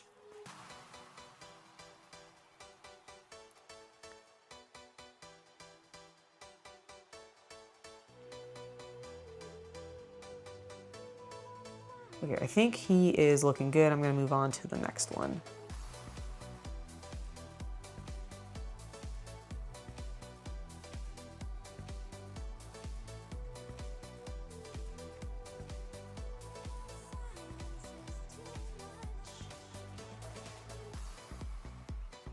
Have I used the egg-shaped ones? So I use those ones like when I'm putting my makeup on, but I haven't used it specifically on painting yet. But I want to. I need to get some fresh ones that are clean, because mine all have makeup on them. And I don't really want to get like foundation on my miniatures. Like I could clean them, sure, but there's always going to be like a little bit of the foundation tends to stain it a little bit, and I don't want to risk that like eventually getting on my miniatures, especially since it's a, nice peachy tone. And while I do use that sometimes on faces, I don't know if I'd use the sponge technique on a face unless it was on a bust, because then it would be like scaled up and a lot like larger. But the thing with the sponge technique is it's for larger, flatter areas. Or things that like this with the droid where it's all like basically one color. Because you don't get a lot of control. Like that's the thing, is like, it works really well, you still have some control, but you're not gonna have the same amount of control that you're going to with a fine tipped brush. And so I don't know, I don't think it'll work for everything. But I definitely want to try it on like a tank, for example. I think that tank would like look really freaking cool with a sponging effect.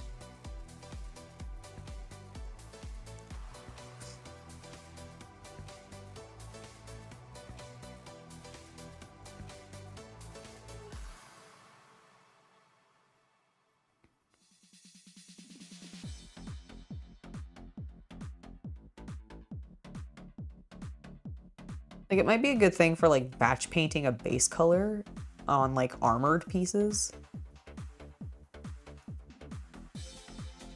Again, like the droids, maybe doing Space Marine armor, you're getting like your base color tone on. Like the tutorial I saw was on Space Marine armor, and that's why I was kind of critical of the joints and stuff, because it just felt like the pose for the model, I don't know if it worked best, like the best to support the technique that was being showcased. But then again, like it still looked great, I just was being particularly critical.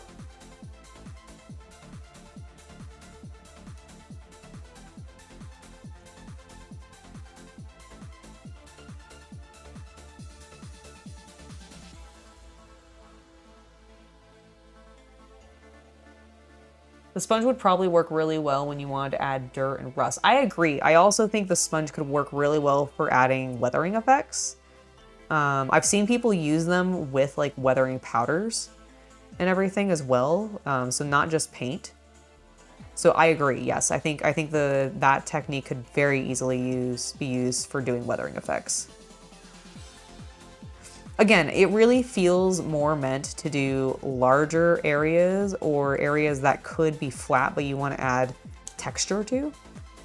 Because you could easily get, like, the thing is with doing the weathering effects, the one thing I will call out is the makeup sponges. I actually don't know if the makeup sponges would be the best for necessarily doing the weathering effects. I actually think you might want more of a traditional, like natural sponge. You can get these at art supply stores and they're really cheap. I've bought like a bag of like 12 of them in various sizes for like $4.99 back in the day. I don't know if that's still the price of them, but that's definitely what I got it for previously. And the benefit of these like natural sponges is they're extremely porous. They tend to have like interesting texture on them. And I think that for like a little bit more of a natural like splatter without necessarily having to do like a full-on, like, I don't want to do this kind of splatter effect because it's going to throw paint everywhere and get it all over me and potentially get it on something that I don't want it on a model necessarily. So if you're wanting to avoid that because you think it's going to be too messy,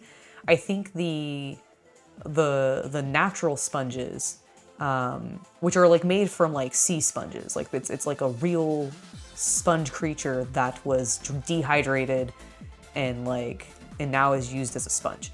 And so like I think that it works really well for doing that kind of texture. All right, let's do a comparison of these two. I think they're looking pretty good. I honestly think I need a little bit more paint here on his belly. There we go. Okay, feeling great about where they're at.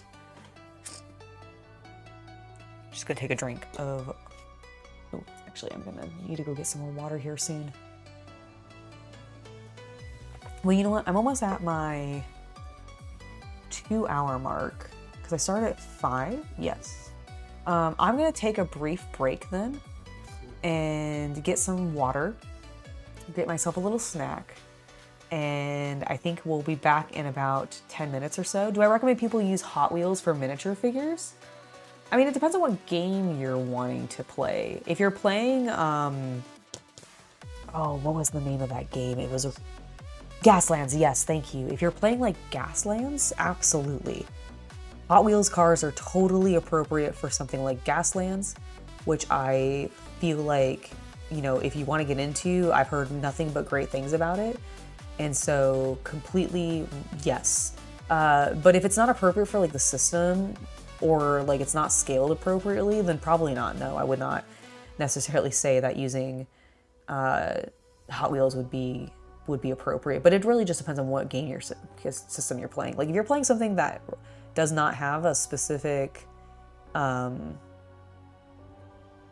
scale model like requirement for play, then yeah, go for it. Use whatever you want.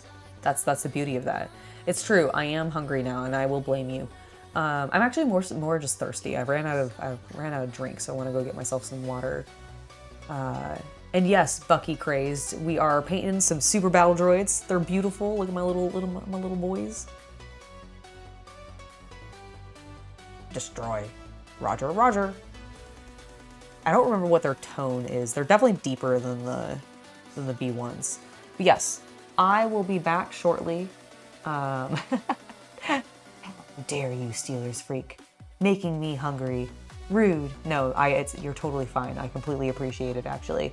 Also, a hydration break is always good. So, you're back? Well, I'm about to leave to go take a very short break. I agree. Star Wars is the best. It is very, very good. I don't use paint remover. I tend to not, I don't tend to repaint models that I've already painted. Mostly because when I was younger and first getting into model making, I was told that certain like materials could literally melt your plastic models. And I was like, oh my God, I don't want to risk that. So I've never tried. I've never tried to strip any paint off of my models. I've heard good things. Like, I don't remember exactly what it was, and it's been a while since I know she had this particular sponsorship, or at least I think it was a sponsorship, but I know Louise Sugden, so Rogue, oh my God, what is her YouTube? Is it Rogue Miniatures? It might be Rogue Hobby. I can't remember her YouTube page now. It's Rogue something. It's either Rogue Hobbies or Rogue Miniatures. And, oh, the blanket? Yeah, absolutely.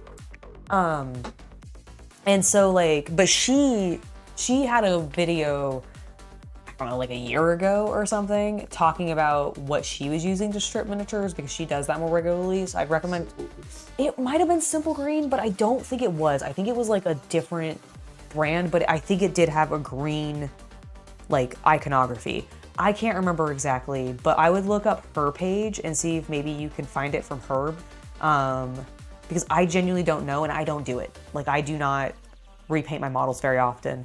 I have so many to paint that I'm like, I'm not gonna bother stripping them and repainting them. I'm just gonna find a fresh version of whatever it is I wanna paint or move on to a different army and just go with that. So that's what I tend to do. But yes, I will be back. No problem, no problem. I love the questions. I'm just more sorry that I can't actually answer that one for you. But anyways, I will be back in about 10 to 15 minutes, the top of the hour basically, and I will see you guys very shortly. BRB.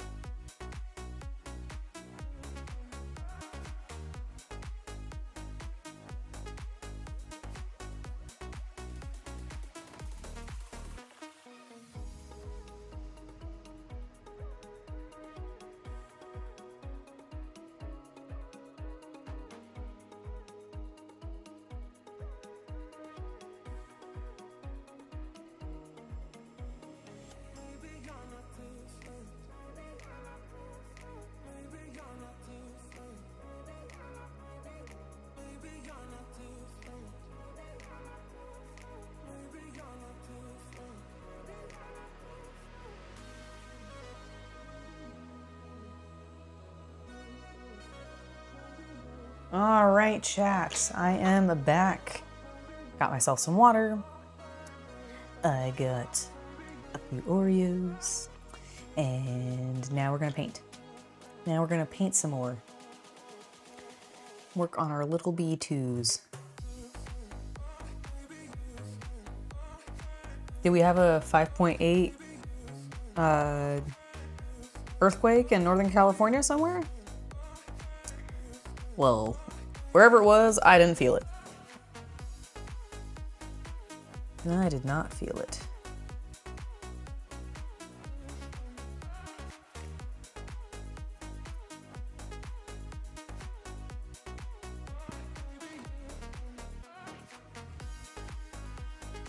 Definitely felt some earthquakes in the past being in Northern California, because we do get a few. That's like the main natural disaster outside of, are fires considered natural disasters, considering they can happen unnatural? Okay, I wasn't sure. So outside of like fires, like that's the main one. But I don't feel like knock on wood, I've never experienced a really bad one.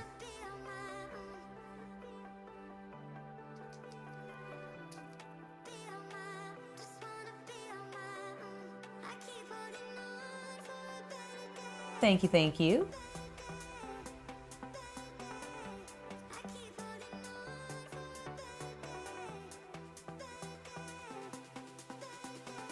He uses purple power to strip paint off and it doesn't hurt plastic. Okay, see, that's great. See, I remember like back in the day when I first learned about paint stripping, like you had to be really cautious because the chemicals could just eat your plastic. I think modernly, and this is why I was recommending looking up Louise's stuff, because she also talked about a brand that did not basically damage the plastic in the same way that maybe this purple stuff doesn't. So hell, it might be the same thing, honestly. I don't remember, like I do not remember what she called the product, but it was something. And it was supposedly safe. So if that's a good option and it works, I'm glad to hear it.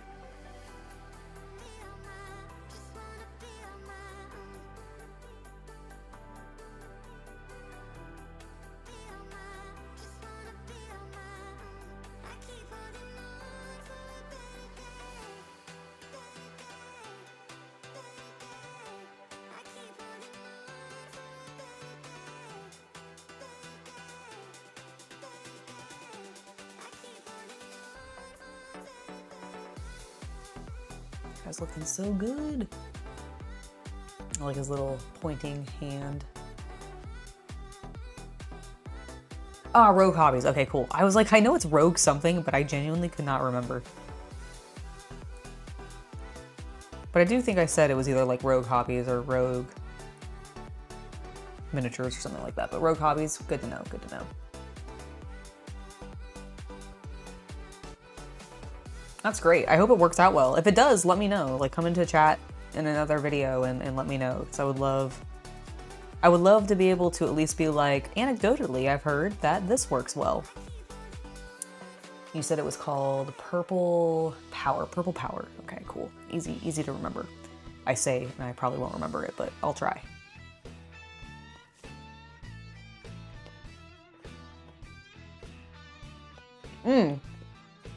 Yes, Steelers freaks. That's pretty common. There are PETA. Oh my goodness. I just fed you, so you should be fine. So that is very common. Oh yeah, no, she's feeling feisty. Come here, little girl. Come here. I'll pet your little head. So what that is you're staring too long, too consistently at a small area. My recommendation, and you've probably heard this before, it might even be like, oh, that seems silly, it may not work, but I promise you it really does. If you are having that problem while you're painting, pause in your painting, or at least get yourself to a good point where you can pause, because I know sometimes you might be like, oh my god, I literally just put fresh paint on this and I need to move it around or whatever. Finish doing that, get to a good spot where you can pause your painting and look at something that is like 20 feet away or like 10 feet away from you. 20+ feet. Is it 20 plus? Okay, I was like, I know there's a specific distance. I can't remember what it is. So 20 plus, basically you want to pause. You want to look up from the tiny details you've been staring at, and you want to look at something that's at least 20 feet away, if not more. And you want to look at that for like a solid like 10 minutes. Well, not 10 minutes, but like... If you're having, I would say if you were feeling like you were, I don't think it's that long, but I would overextend the amount of time you do this if you feel like you have been having issues with focus and your eyes being unfocused for an extended period of time, and this is your first time correcting it. Basically, give yourself a greater time to look away from what you are doing. I think generally the recommendation is like 5 minutes. I could be wrong about that. I haven't actually looked up the like technical amount of time that is recommended, like on a you know, doctors kind of recommend this kind of thing, but I know it's a decent amount of time and I know it's a decent amount of distance. I know it's like the 20 feet, but basically you're straining your eyes. Miniature painting can strain your eyes. You're looking at something extremely close up for very extended periods of time. And sometimes you might really like pretend like the camera is my face. Like if you were holding the miniature this close to your face, okay, like POV, this is the miniature you're working on. If you are like this and you're able to, like, and it's this close to your face where you're like, it's really in your face, that is only gonna make this problem worse. So when you're looking at something, take a break, look at a distance, look at something far away, and just give yourself time, because basically you need to let your eyeballs reset because you're straining the muscles because they're basically having to focus on something too in their foreground for too long, and that is what's causing the strain. The best and easiest way to deal with it is by giving yourself breaks and letting your eyes relax and look at something further away. I know it seems silly. It's like, it probably will not necessarily feel like it's doing much for you, like probably right off the bat, because I feel like generally these things take a little bit of time for you to really feel their effect. But it's a good habit to get into, and it will like allow you to do this hobby longer because you're not fucking up your eyes and causing strain. Like I had a coworker who actually had that problem where he really hated painting miniatures because he felt like very quickly he would just start having that problem where he couldn't focus anymore, and it's just he was just bringing stuff too close to his face and staring too close at all times, and he was not giving himself that time to step back and let his eyes relax. Yeah, no problem, no problem. Exactly. Like in the same way, like there's two things that I think we as miniature painters really don't do well for ourselves when it comes to some of these problems. And one of them is we don't rest our eyes often enough, because we'll just be sitting there, we'll be batch painting, we'll be like, you know, scrunched forward and painting and just being like, I'm doing this, I'm just in a groove and I'm doing it. And you can, one, strain your eyes that way, 2, strain your back that way, and 3, potentially strain your wrists that way. So there's a couple of things that I feel like miniature painters should always start getting into better habits of doing. And I am not the best at doing this myself, but it's something that I'm trying to be better about, and I'm talking it with you guys will hopefully make me do it more as well as help you guys do it more. But like, give your eyes a break, look at things at a distance, give your hands a break. Make sure to do, you know, stretching where you're flexing your wrists, and don't just do the one. You got to do like all the angles so that you can really stretch your wrists. You know, we want to do it from all directions to really make sure your wrists are staying flexible, and then roll your back, like stretch your back. Use a giant magnifying glass and you call it the Eye of Sauron. That's fantastic, Jason. Yeah, the other thing is if you are having eye strain, getting some sort of magnifying glass so that you don't have to hold the miniature so close to your eyes and your eyes aren't having to do as much work to focus on those close-up details is another great way to help prevent the eye strain. But I do find like combining the two of those things, like taking the break and using a magnifying glass, can work really well. They do make some brands of desk lamps are designed with magnifying, like have a magnifying thing on attached to them, and that might be something to consider getting, because then it functions both as a light source but also a way for you to magnify what you're looking at and hopefully strain your eyes less. But yeah, definitely taking the break and looking at something 20 feet away for at least 5 minutes every like 20 minutes. I think that's what it is. I think you're supposed to do this like every 5 minutes, or you're supposed to do it for 5 minutes or like 2 minutes maybe, like every 20 is what it is. It's just something to help your eyes relax. Random question, but does my husband read chat? Yes, he does. Sometimes he does, like he's more active in it sometimes than others, and he's more paying attention to it sometimes than others. Depends on what he's doing. He's actually resting right now, so he's not paying too much attention to you. No, you don't need to ban anyone. It was just Crush them all. No, you don't need to crush anybody. You absolutely do not need to crush anybody. The chat's being actually very good.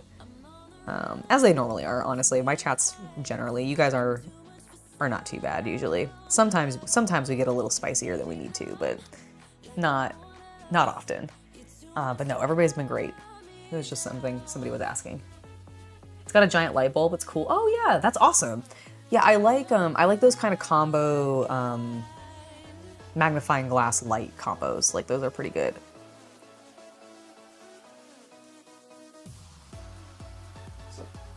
This light's been great.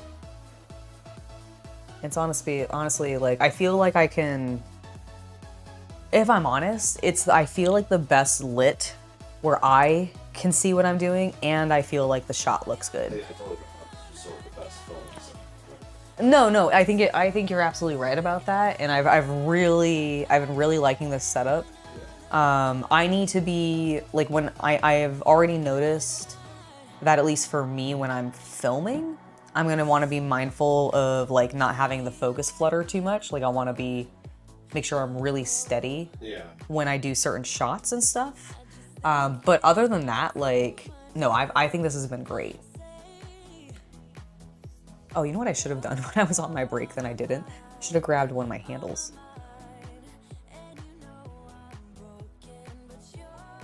A painting handle, if you do suffer like, no, I'm good actually. This is like because of what I'm doing right now with these guys, it's not an issue. But if you do find, chat, that you like get hand strain when you're painting your miniatures, I cannot recommend getting some kind of handle to help with that. It does not need to be like an official, like you bought it kind of handle. It can literally be like an old pill bottle or like a piece of cork from like a wine bottle or something. But just giving yourself something to attach the base to and mount your model to give you a grip is really beneficial for if you've been suffering hand strain. Just as an FYI, like that, I will guarantee you a painting handle of some variety will immediately alleviate at least some of that fatigue. Because the fatigue is coming from you gripping something tiny. Like in the same way that you strain your arms, or strain your eyes by staring at something really tiny and close up, holding something between your fingers that is very tiny and small and causes you to really clench your hand, especially when you're like gripping it strongly because you're like, I don't want to throw this onto the floor. That would be bad for the painting process. It can really be a problem, and I recommend a handle.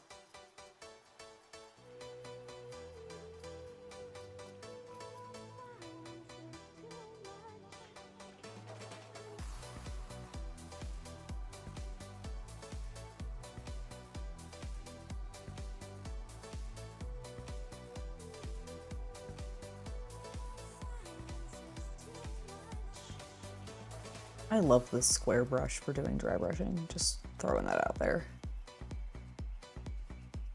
Throwing that out there for people. That's true. You will let us know if a band hammer needs to come down.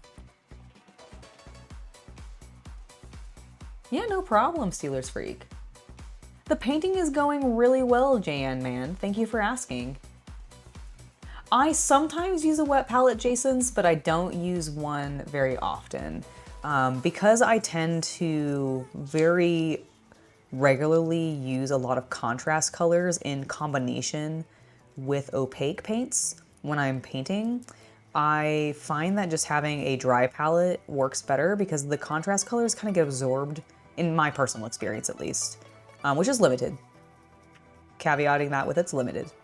But my experience is that the contrast colors get absorbed into the wet palette too much, and they just become too wet at that point and not really like usable in a way that I like my contrast colors to behave. So I tend to have them on a dry palette. Although I do, if it's something where I know that I'm using an opaque color or I've had to mix an opaque color, but I don't get finished with the project, and I anticipate that happening, then yes, I will use a wet palette. But generally, no, I don't tend to use one. Evening, Rob, how you doing? Don't worry about being late to stream. I hope your D&D game went well.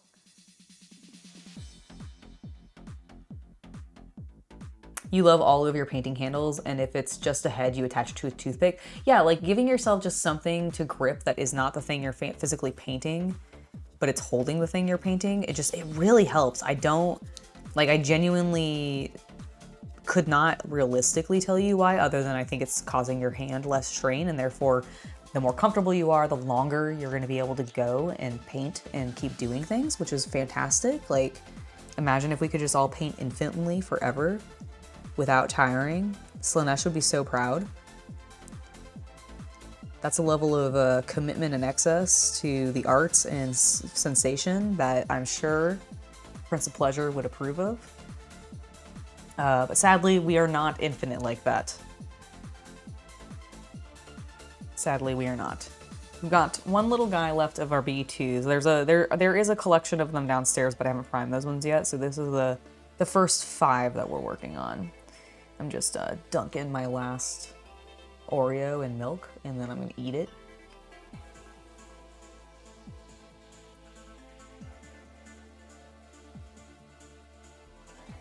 Oh, I completely agree with you, Havman. Chat's pretty awesome. You guys are amazing.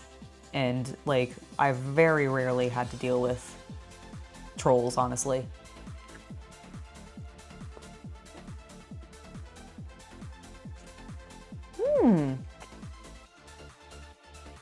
You did. Most of your players almost died in a man-sized leech? Oh no. I'm glad they didn't. Oh, they got a level up.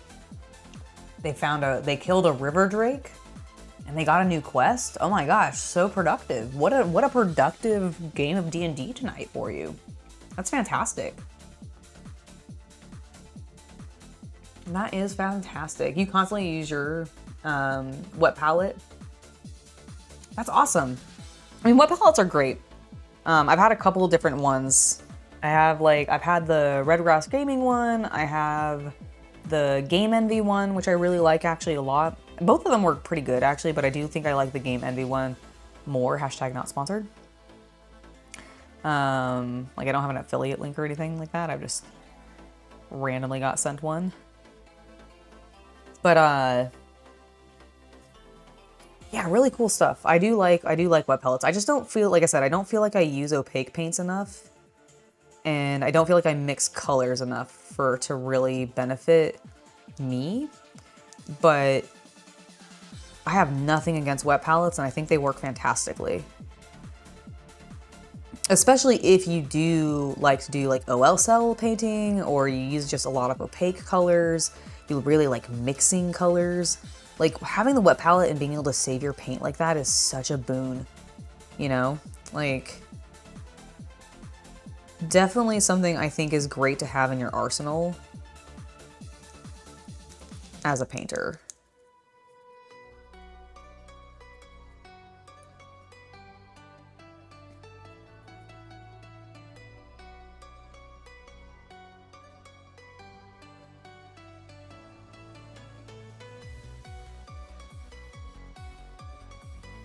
I love what this does to his arms. All of those like little greebling of all the joints and everything that's there just looks so good.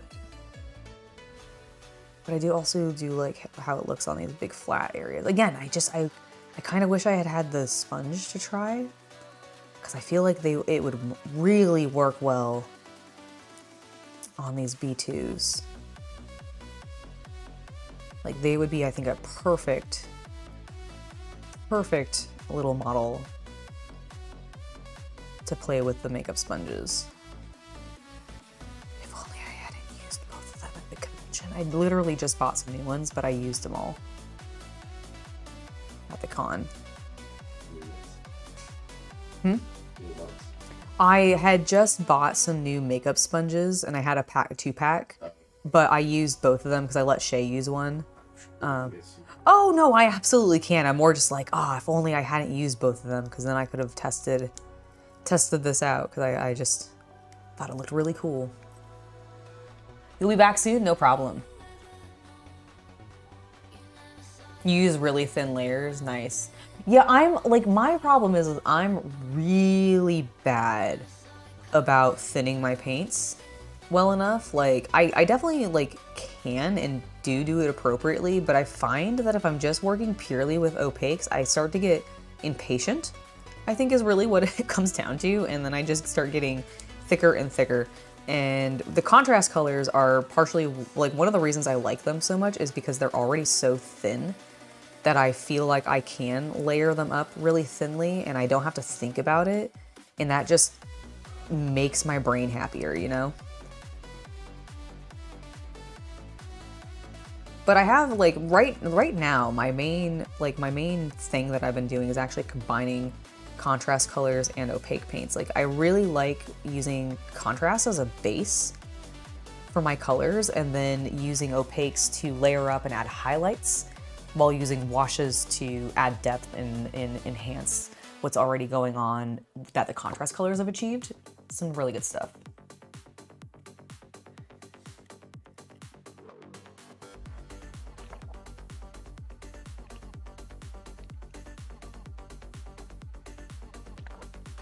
You put a penny under the sponge to prevent bacteria. Interesting, does that, yeah, I'm also kind of curious, like Man of Action asked, does that work? I've actually never heard of this technique. Copper can do that. Really? Does it prevent, like, oh, okay, does it just prevent bacterial growth because of the, like, amino acids or something in it? Like, oh, is it? I actually didn't know that. That's really cool. So, like, are you just putting, like, a single penny, or are you putting, like, one in each corner of the, like, does it matter? Can you just use one? I'm so curious.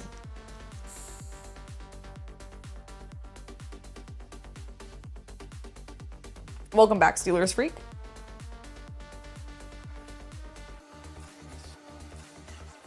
We need a little bit more of our iron. Oh, Happened, thank you so much for the $2 donation. You and CC are the absolute best and my favorite people ever. Well, thank you. Thank you. Very much appreciate it.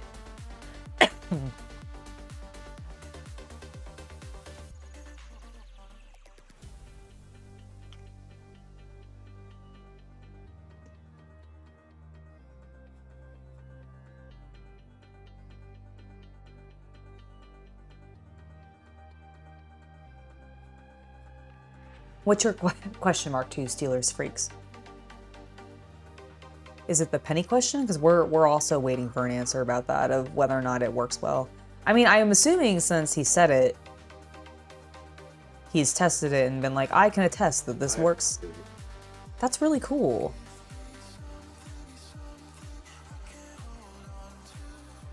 My main question is, like, do you just need the one?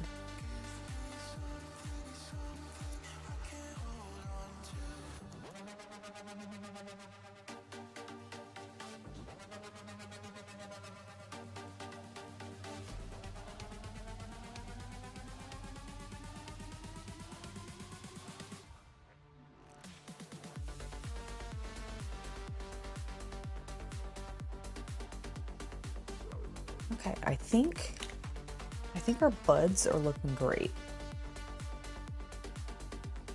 Look at our little B2s. in the middle, so just a single penny in the middle. Interesting, okay.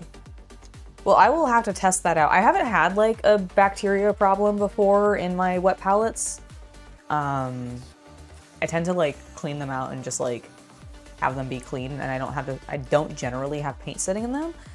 But honestly, that's really cool to know, and I'm definitely gonna try that the next time I need to pull out my wet palette. So I think what I wanna do I wanna wash these guys? I feel like I kind of wanna like, maybe at least add a little bit of a wash back to their bellies to darken it a smidge. I'm gonna see about doing some very light washing.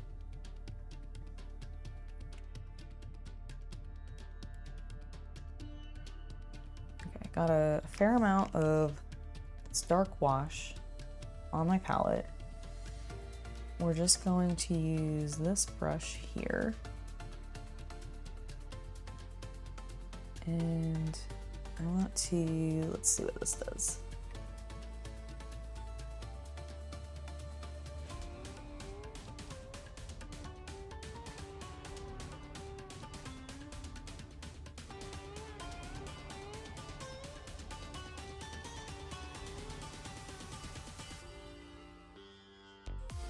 Okay, I do like what this is doing. I think we're just putting like a very thin coating, like a very watery thin coating over it all.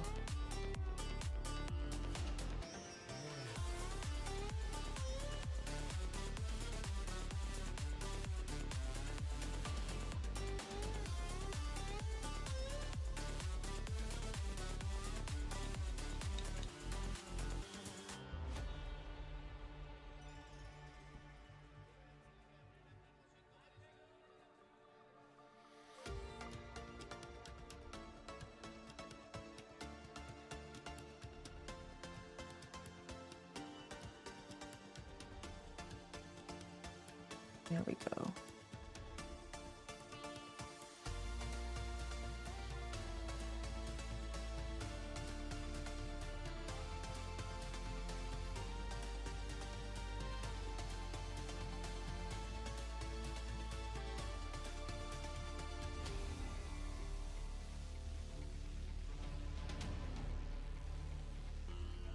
Okay, so here's one I just washed and one I didn't wash. I just feel like it punches up a bit more, right, with the wash on it?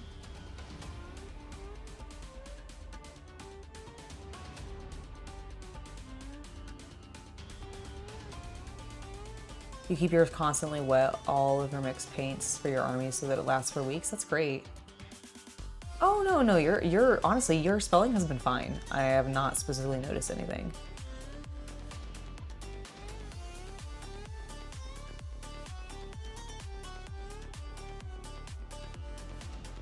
Yeah, I hope your pain pill kicks in well, or quickly, so that you're not dealing with things for too long. Okay, let's get this next guy coated. Keep it really thin.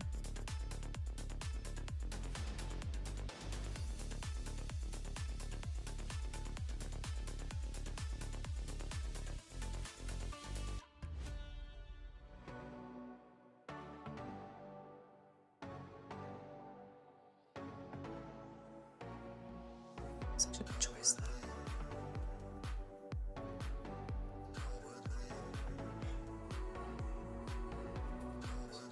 Good. It is going well. We're making some good progress.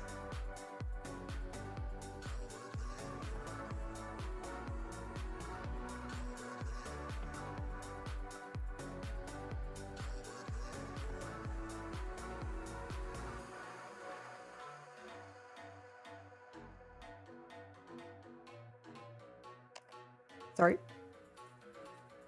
No, I threw something and it was just very loud suddenly. It was nice and like chill and quiet, and then bam.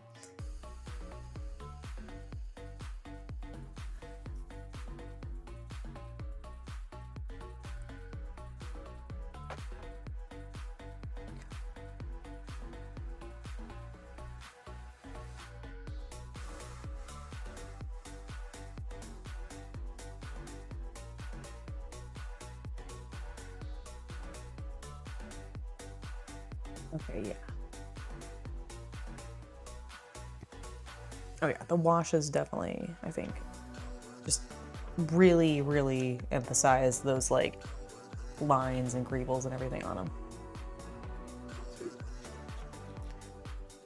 The twos. Yeah, basically like here's a comparison real quick for you. Here's one without the wash, and here's one where I put the second wash over top, and I just think it's like adding a little bit of an emphasis. Like on the stomach lines. Especially the stomach lines, but also on like the arm joints. Like I feel like they're popping better. Looks good.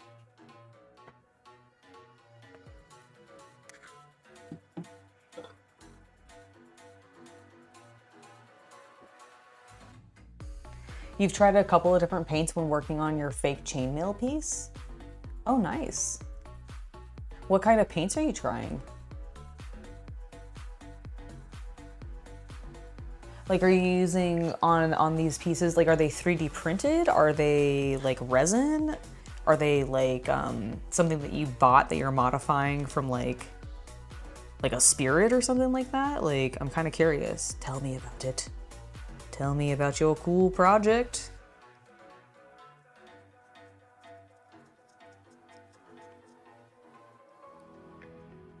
And then what kind of paints are you using on it?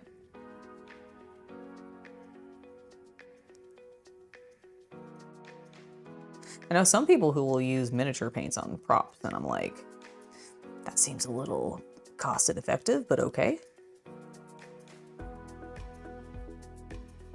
To each their own, I suppose.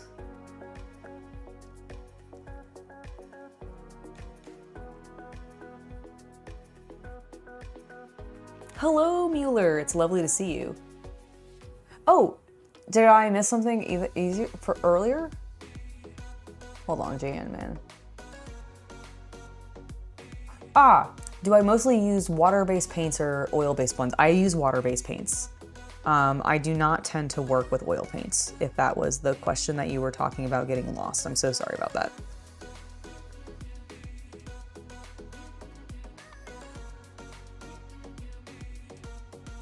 But yeah, I use mostly water-based paints. I have worked with oil colors on canvas before, never on miniatures.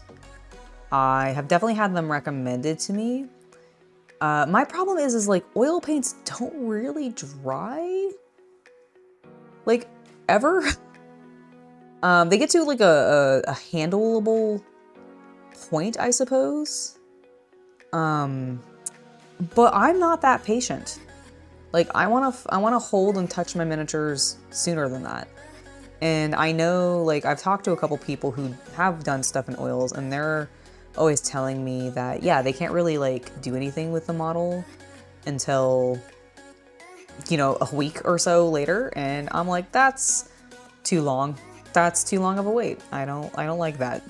So I'm not sure I ever really will, like, long-term play with oils on my models. Like, it might be something that I, like, eventually experiment with, just be like, all right, let's give it a shot. Do I dislike this as much as I anticipate disliking this?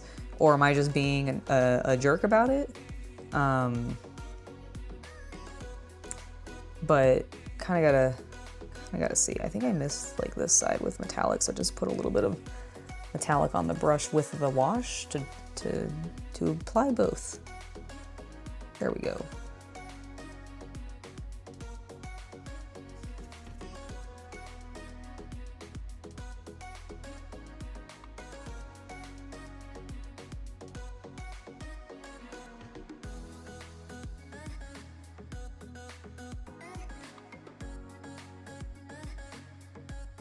Oh, you have a mild concussion and a neck injury? Oh man, I'm so sorry, Steelers freaks. That sucks. You got a heavy knit sweater and tried a few things to get chainmail look? Oh, that's cool. Oh, that's awesome. What a fun way to like create a chainmail look effect with a heavy knit sweater. I could definitely see that working. Have you had success with it? Like, do you feel like did you achieve what you were hoping to?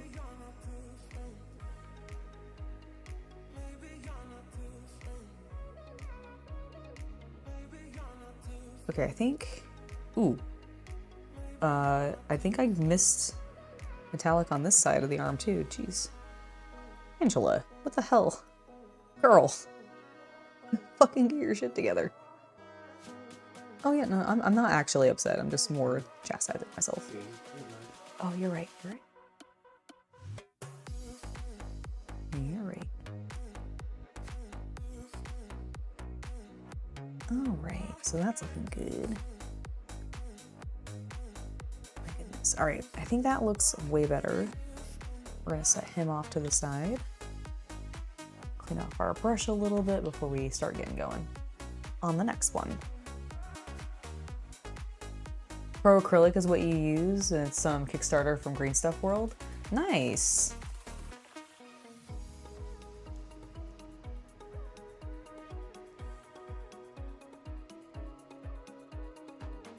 Oh man, if you were playing for that long, I can imagine that a neck injury might be very probable. I'm so sorry that you dealt with that.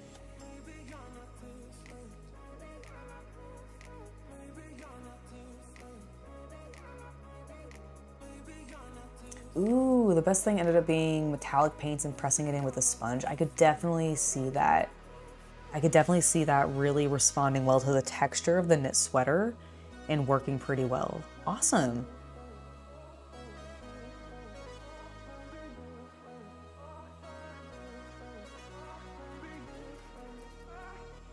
All right. Got our next bud.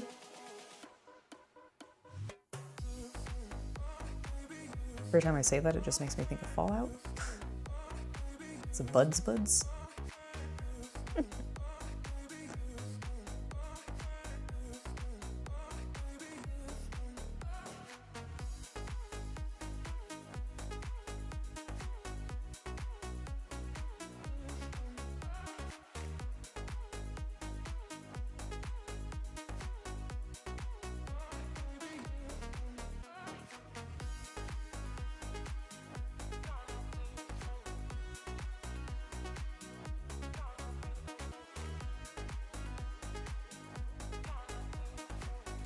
Oh my gosh, that's so scary.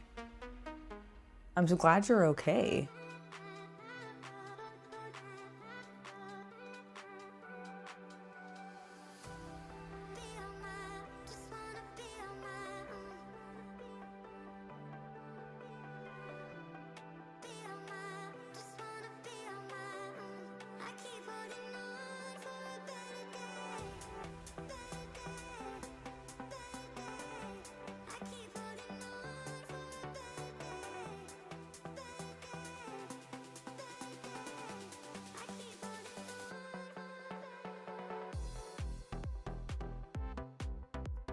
I think that looks good.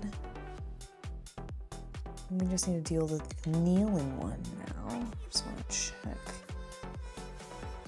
So these armholes, make sure they didn't get closed up.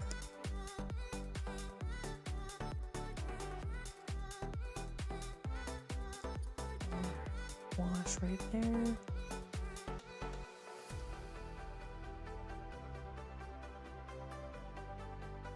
There we go. Okay. Yeah, I think we're looking this one. It's a little plugged. Let's get the wash out of that. There we go. Now it's definitely not. Okay, cool. Last little guy.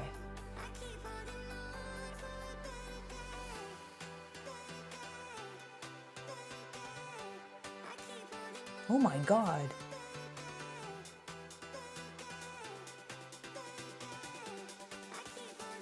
You knocked out a quarterback and he lost the ball. Everyone went after in the middle, and that's how, oh, is that how it happened? Oof.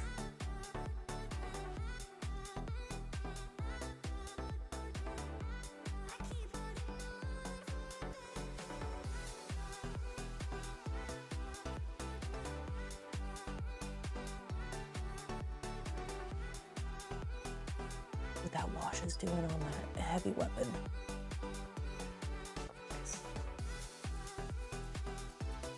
Not on my hand, on the miniature, please. There we go. That's not good. looking so pretty. My little murder machine.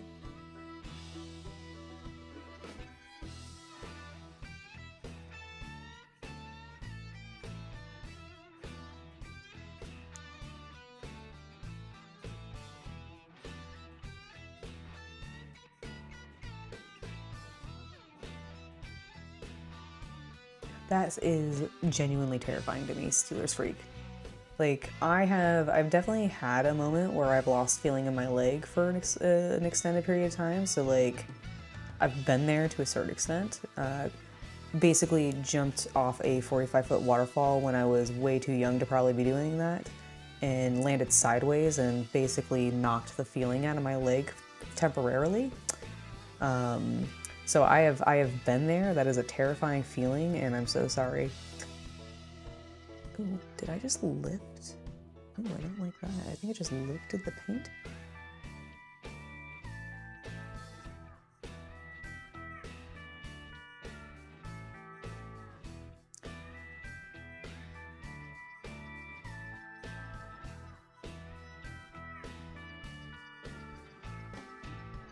Guess maybe it wasn't dry all the way.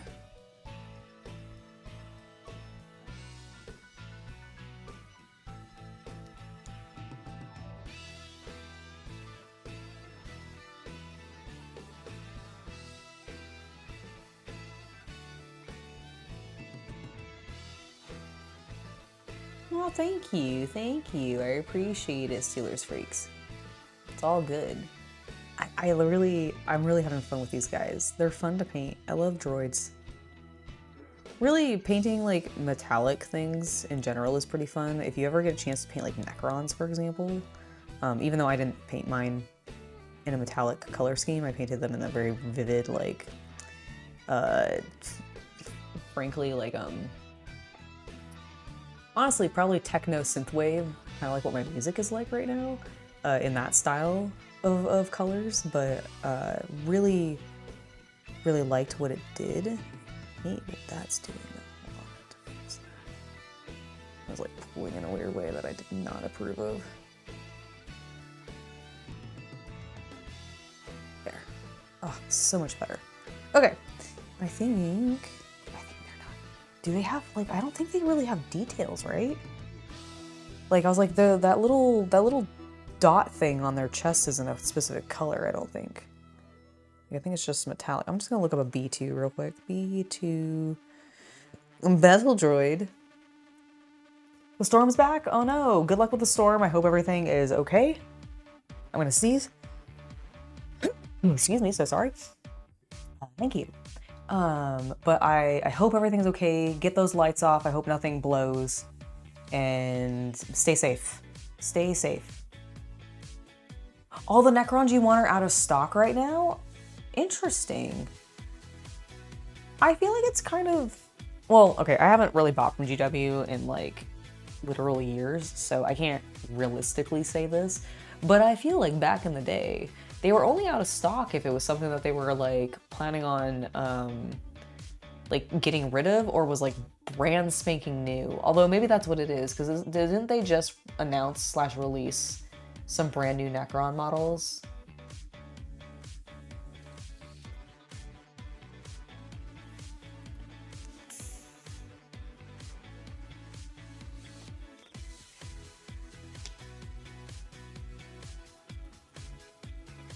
Oh right, I was looking at B2s. Yeah, I think... Dude, I think they're done.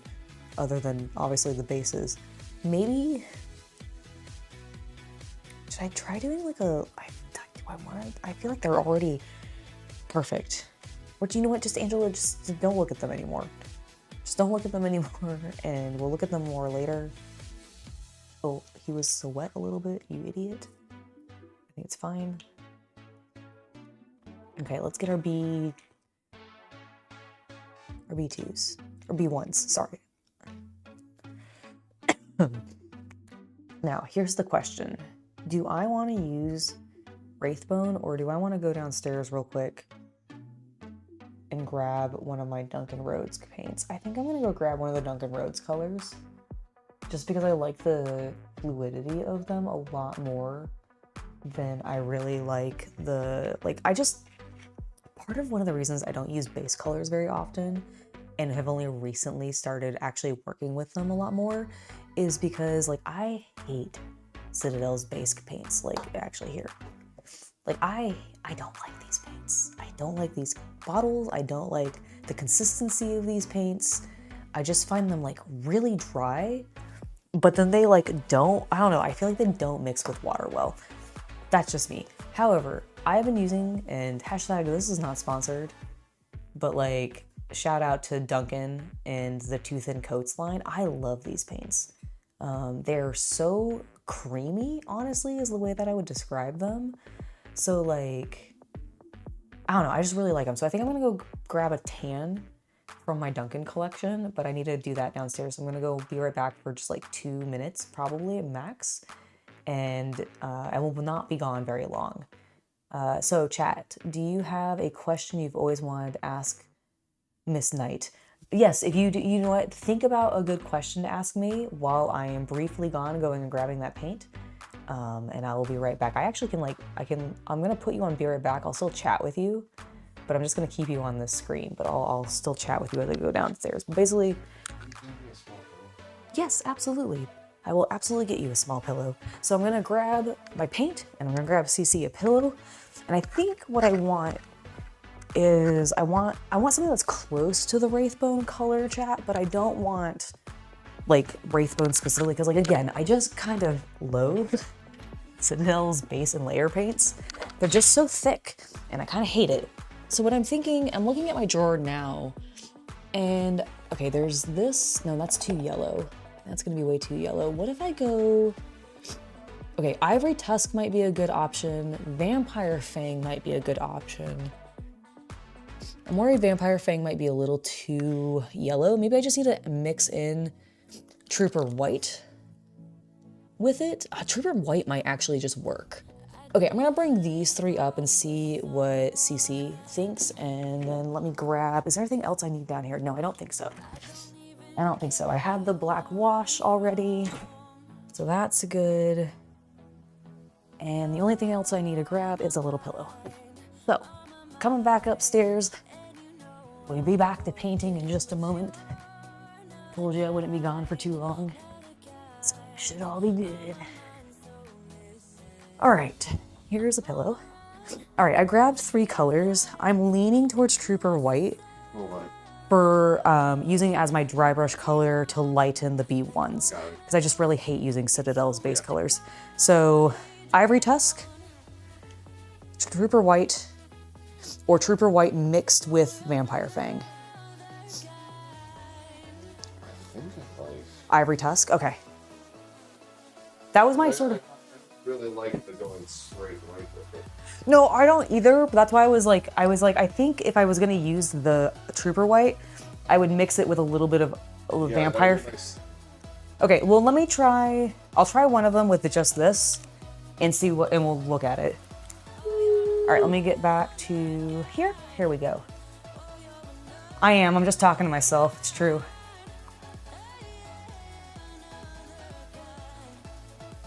The metallic paint looked amazing when you made your Lord of the Rings sword for Aragorn. Oh, that's sick. Like an ASM adventure with me. Nice. All right, so I've got, mixing up the paint.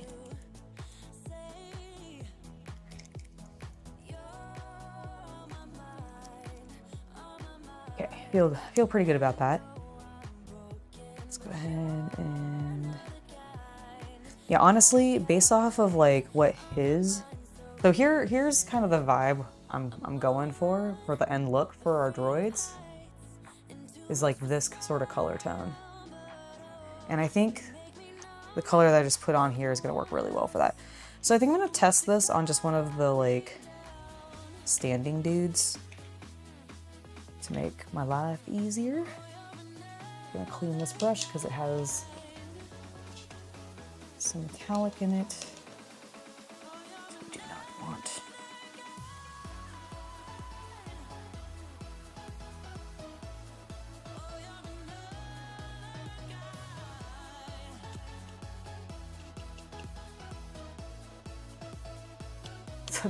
We all talk to ourselves. Sometimes you and the voice in your head have a good time. That's good. Good that you can keep yourself entertained. Yeah, basically we're trying to do like a very light beige / tan color, exactly.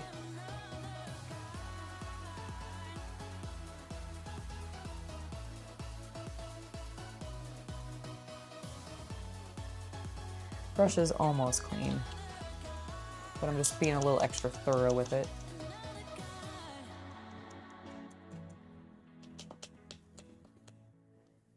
I think this will probably feel pretty good. All right, cool. I'm gonna fold my paper towel in half so I don't accidentally mix any of the metallic paint in with what I'm doing.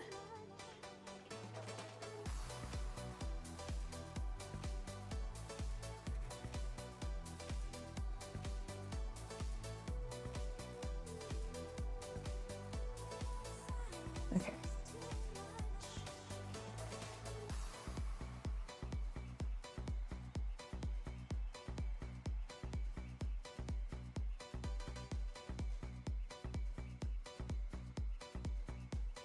I do think that's working, but I think I have a little bit too much paint on.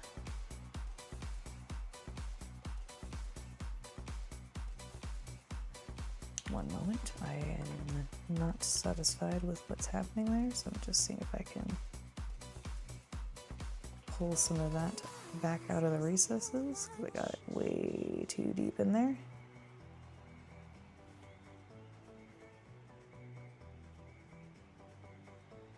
Okay, I think we kind of saved it. Very lightly, very lightly.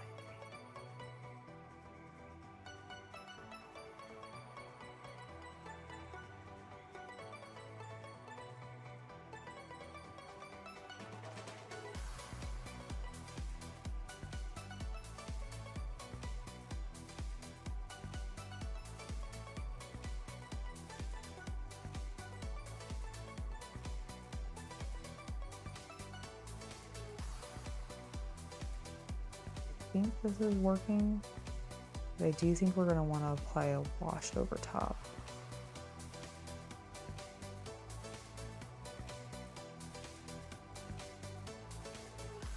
And I will have like the thinnest amount of paint on the brush.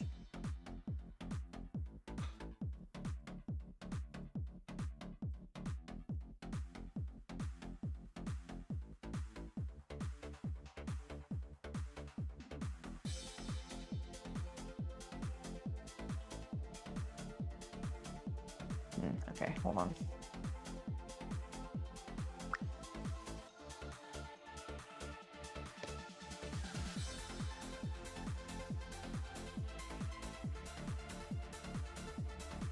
Let's see, I lost a little bit too much out of the recesses there, so I'm just bringing it back a little bit.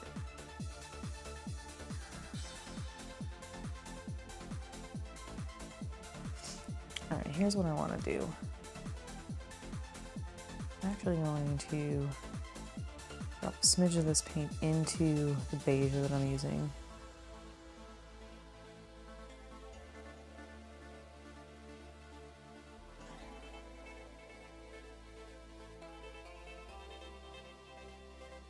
Because I think what's happening is it's too peachy.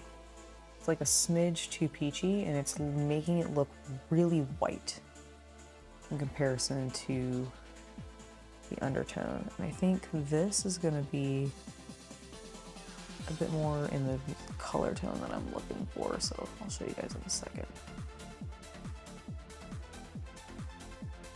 Okay.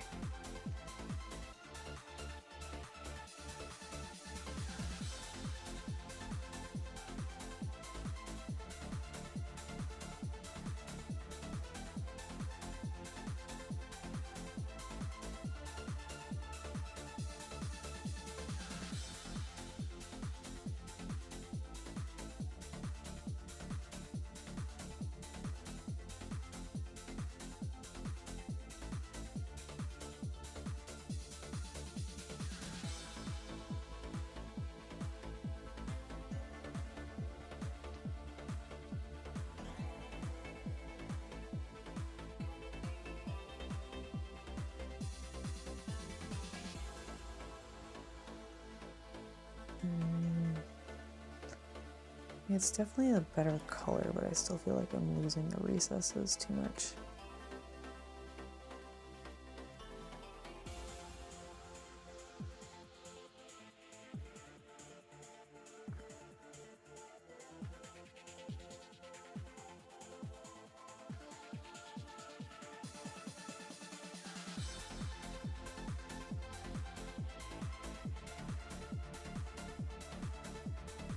Oh shit. What? Oh, my computer is low battery. I'll be right back, chat. Yeah, I'm going. Just I'm grabbing my charger. I didn't realize that it wasn't already plugged in. I thought that happened when we first were setting up. My bad, my bad. Okay, thank you. In the garage, yes it is. Oops. Let's get that before that dies on us and we have to reset the stream. That would be bad.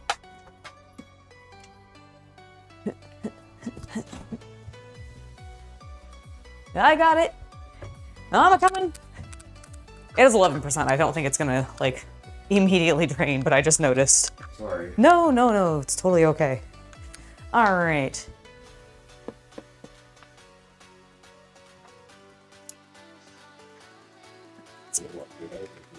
Yep.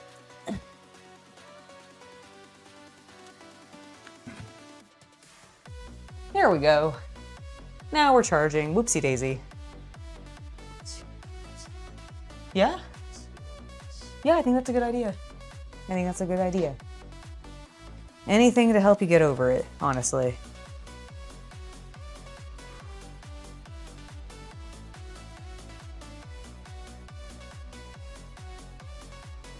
Okay. Whew.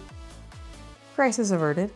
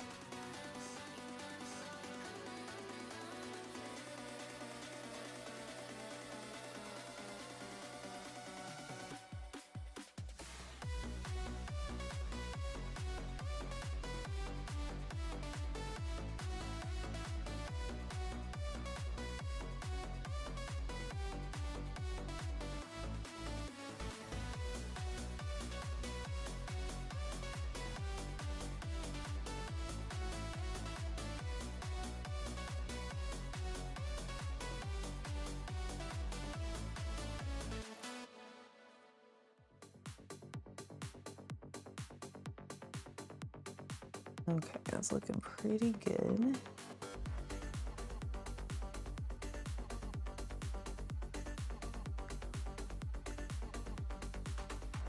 Really just making sure that like we're consistent.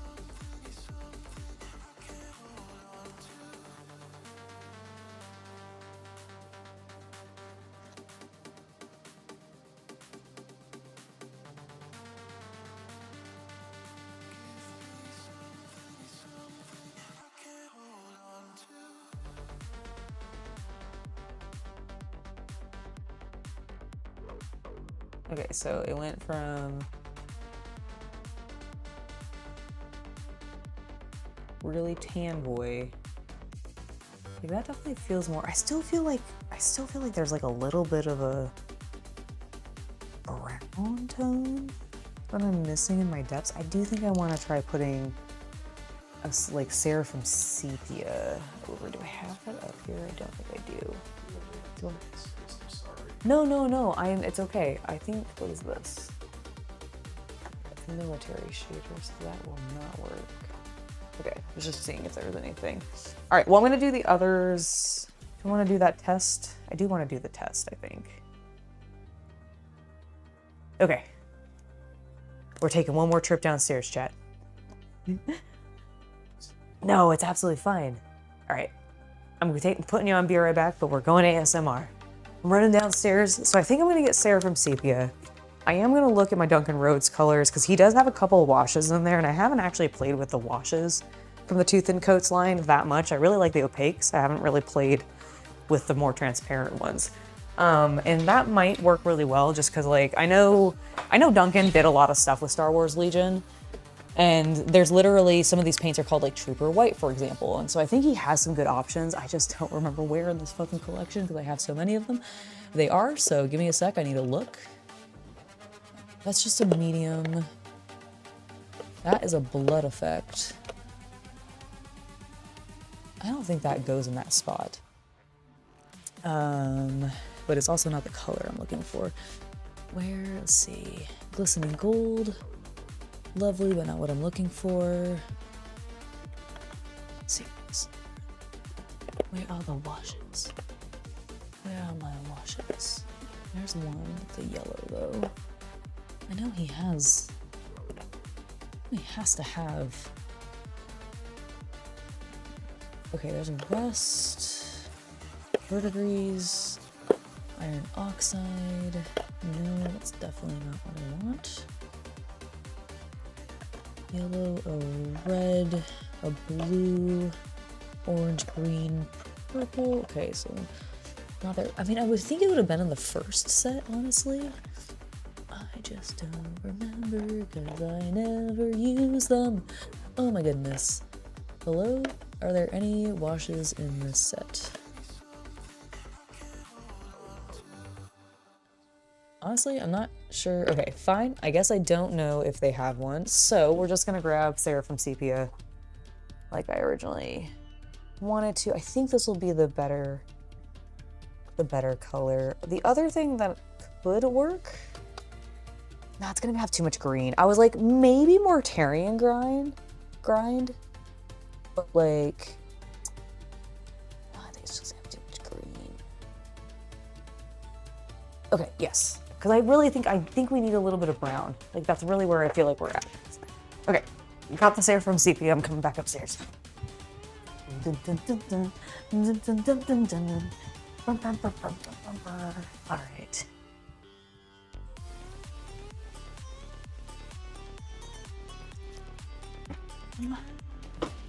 All right, here we go. We're back. Got Sarah from Sepia. I'm just, no, it wasn't you, I was on my cord.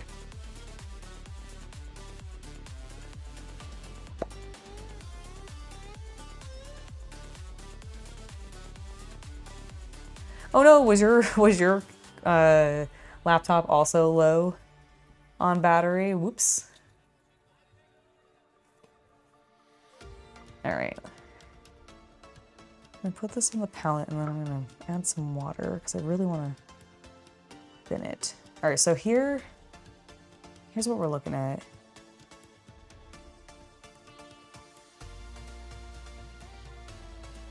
I think that's doing it.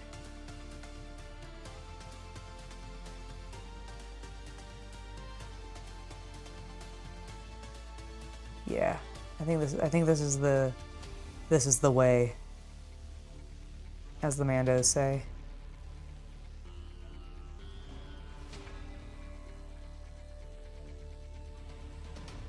Yeah, because I really do like the depth the skeleton horde adds, and the texture the dry brush frankly adds.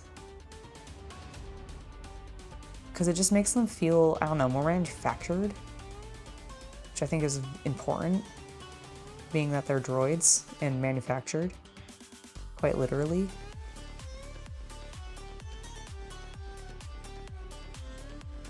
And this just like, I don't know, it's like bringing that slight warmth that I wanted back, while still having a better highlight. I felt like we weren't getting a good highlight, but we lost a lot of our depth when we added that dry brush, because there isn't, like, he's very shallow. Like, all of his details are very shallow on this model.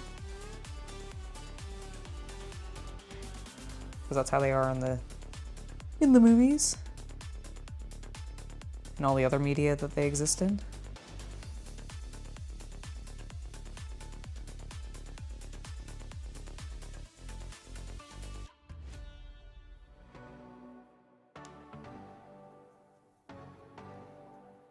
This is working beautifully.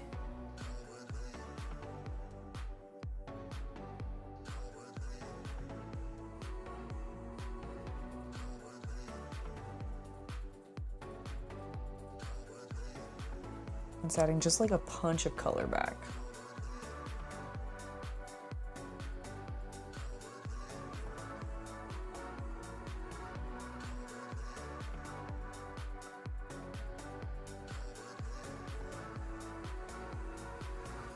Which I think they really desperately needed.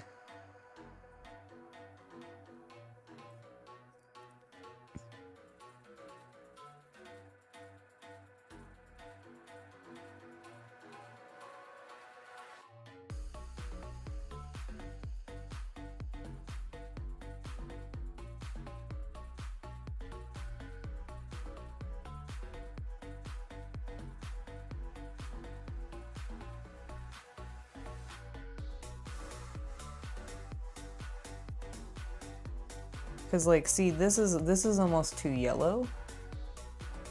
And now, it's a droid that Grievous can beat up. What do you think? Basically, I did the dry brush. Yeah. And then I put the Seraphim. Yeah, and then I put the Seraphim sepia back over it because it lost a little bit of depth in those recesses, but I think that works really well. So that's going to be the process. How late do you want me to go? It is 8 o'clock right now. Do you want me to go till 9? Was that the end? Okay, cool. Okay, cool. That works for me. I just wanted to confirm. Make sure to ask people for feedback in the comments on this format. Yes, I do love to hear, and I know like some of you guys have been already kind of giving feedback as we've been chatting and everything, so I've been appreciating that. But if you are watching this on demand later, please let me know what you think of this format. Obviously, I had some be right backs that were not intended because I wasn't fully prepared with all the colors that I specifically thought I was going to need. Whoopsie daisy. But that shouldn't be a normal thing. I'll probably be better about it in the future. So if you are liking this, please let me know. If you are not liking this, please let me know. I really, I'm trying something a little different. We're trying a little bit of a more chill evening stream, hence why it's mostly focused on the miniatures and you just got ASMR voice and you're hanging out with me that way. So if you've been enjoying this, if this is something that you really like, even if it's just something that you're like, oh, actually, yeah, I really like these streams because like later on I just put them on as background noise when I'm going to sleep and that really helps me fall asleep or something. Let me know. Let me know if you like that, if this is good for you, if you've been enjoying it.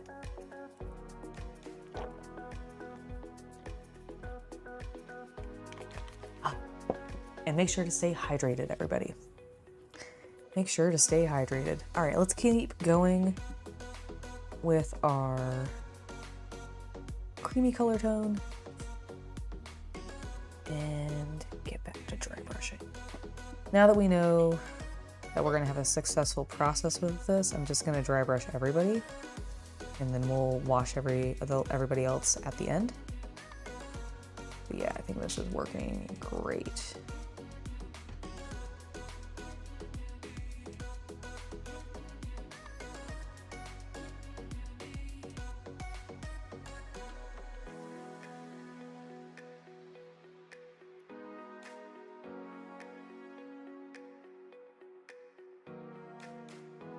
Kind of funny, the layers I feel like that end up getting built up on this, what otherwise feels like it should be a very, very straightforward like paint job, because it is literally basically one color tone with some highlights and shadows. But it just goes to show you, sometimes you gotta build up layers. That's why you just gotta keep your paints thin, right?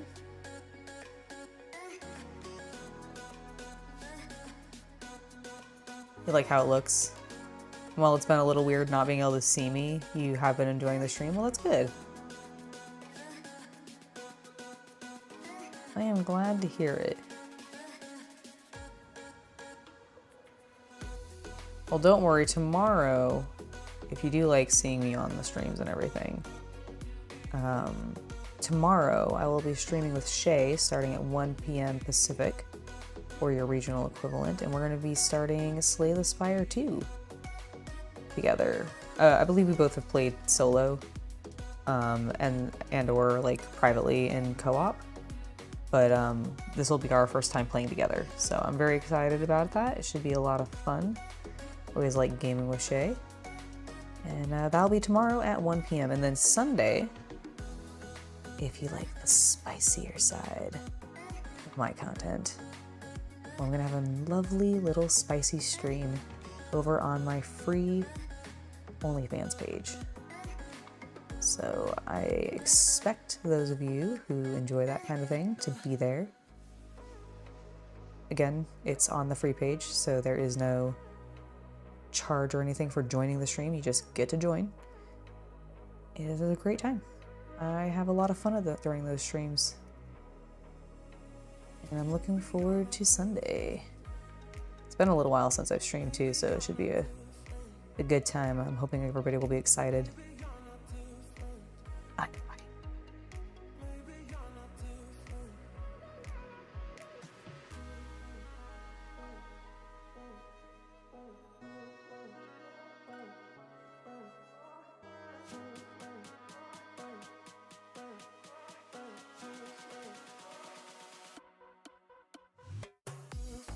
Try to get the top of his head. I feel like it's easier to just kind of put him low and use that support of the literal table.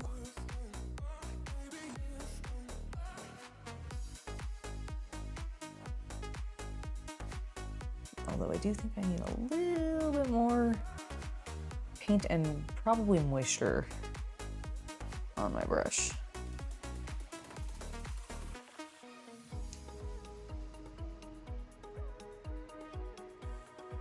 It's feeling a little bit better. Let's go ahead and take some of the excess paint off and go.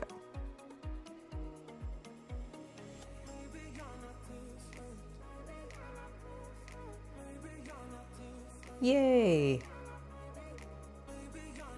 I'm glad you're looking forward to the streams.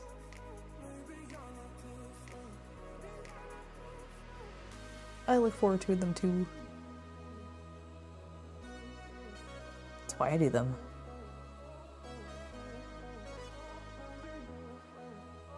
I just think it's fun to hang out. Alright, chat. Let's see. How are we feeling about this guy? I think we're feeling pretty good. Make sure to get the hands.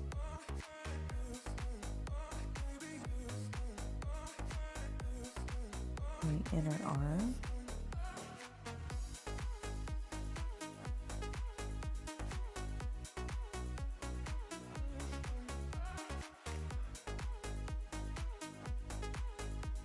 Okay, yeah, that feels good. And then the one other place to kind of get is the neck, because sometimes I feel like I miss that.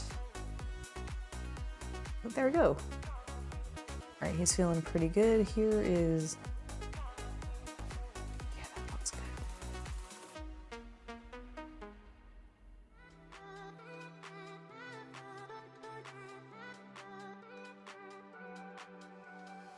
Like the wash just like smooths it and makes it a little bit more even. See how kind of choppy he looks?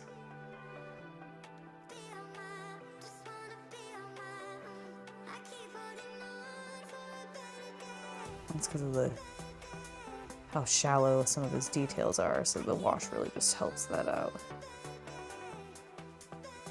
Just adding a little bit more to some places where I felt like I got more of the lighter tone previously, just for consistency's sake. Okay, I feel, do I feel good about this? I think I feel good about this, chat. I think we can move on to the next beautiful little droid. I say as I continue to fuss with this guy's face. Okay, seriously, stop messing with him. I think he's fine.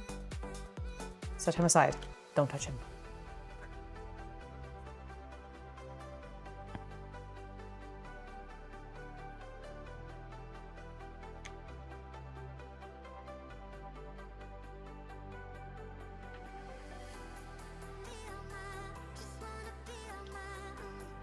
I'm going to quickly spot wash his eyeballs because I just feel like they aren't quite dark enough. I want it to be darker.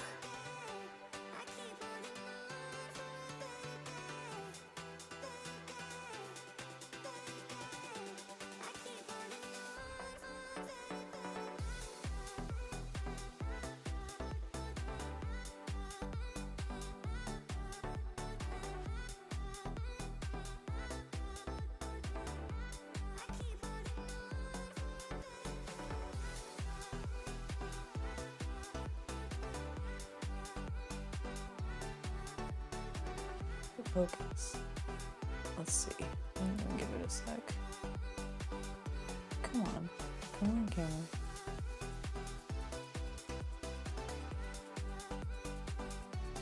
Focus on the miniature. Focus. Focus. Okay, well, I don't know why it doesn't want to focus when I bring it super up close, but that's better. It's not macro lens. Oh, is that why? Okay. Yeah. It's for further away. Got it, got it, got it. You can always zoom in digitally. Oh, maybe I'll do that next time.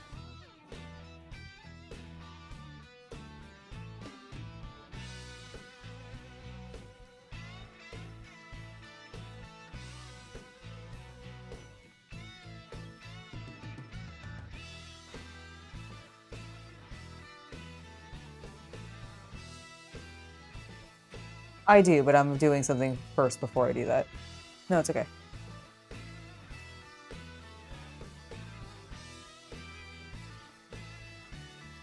No, it's absolutely okay. I just had to, you didn't know what I was fussing with, so absolutely fine.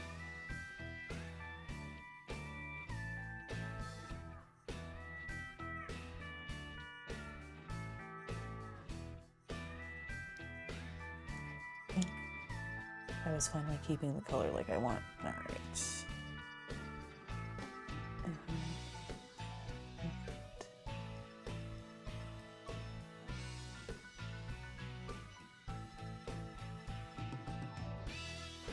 Did that work? Yeah. Yeah, there we go. His eyes look so much better. I feel like they just pop a little bit more from the distance. Okay, next. Should I just leave it? Yeah, I think that's fine.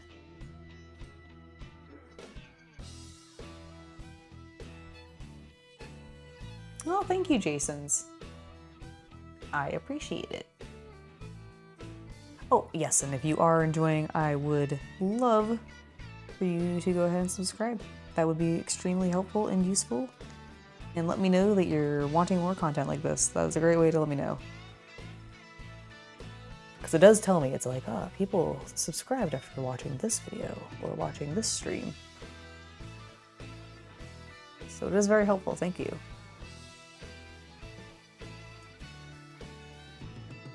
Too much color. Too much paint. At least more of that's a little too wet.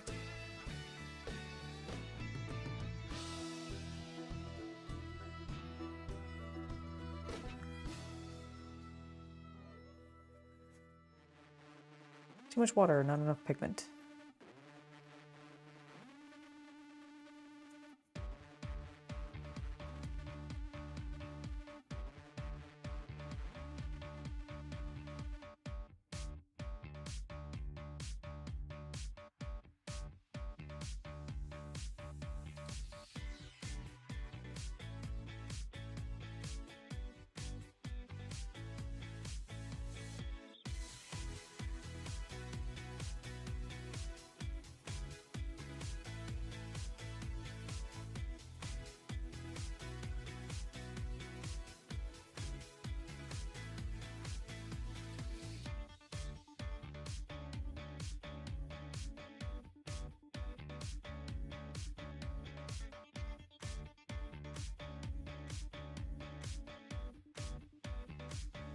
Aw, do you think so? I think so too. I think this would be a great stream to subscribe to. Yeah, this is what basically this format is I'm testing as my new Friday format because I kind of wanted to change things up. I felt like Friday was still a good day to stream, but it might be nice to stream a little bit later. I also like the idea of finally having a stream that is set during the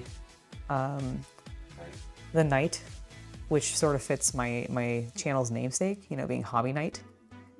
As much as I sometimes do hobby at night, I didn't always showcase it, so I thought this would be kind of fun way to bring that in. And it would just give me an opportunity to actually like take care of errands or like do things on Friday days if I need to, without having to worry about having the stream still, because I can do it in the evening.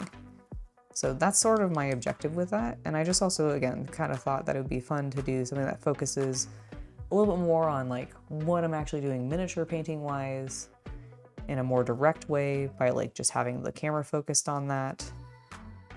And again, because it's later at night, doing something that's a little bit more ASMR-y, which I've at least been enjoying. I don't know. I don't know if my voice is super great for that kind of thing, but I'm trying. Yeah, I think it's been fun. Hope you guys have been enjoying it. I'm gonna be streaming for about another 40 minutes, just to give everybody a heads up who may have just dropped in to lurk. Hasn't been here for a little while. Plan is to stop at 9. And depending on like how popular this is, if people really enjoy it, that kind of thing, slash my energy levels, like there's a chance that we might be able to go later. But for right now, sticking with the roughly 5 to 9. Yeah, let me know what you guys think. I think this droid is looking damn beautiful. That's what I think. You like the idea of the later streams on Fridays? Excellent. Me too.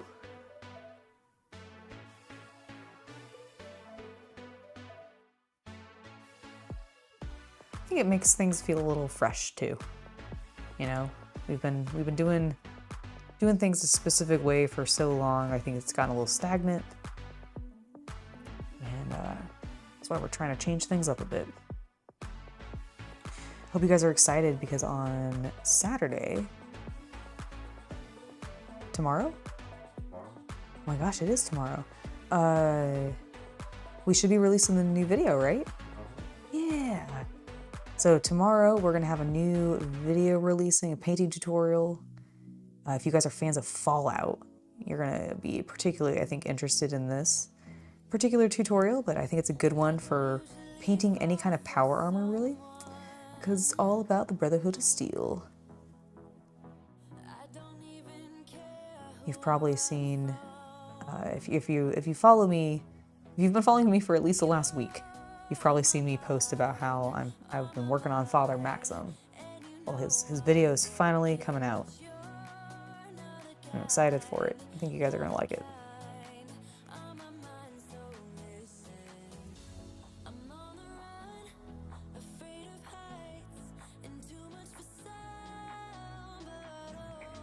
Let's see. Do they look about? Yeah, I think they do. I'm trying to keep them like roughly the same consistency.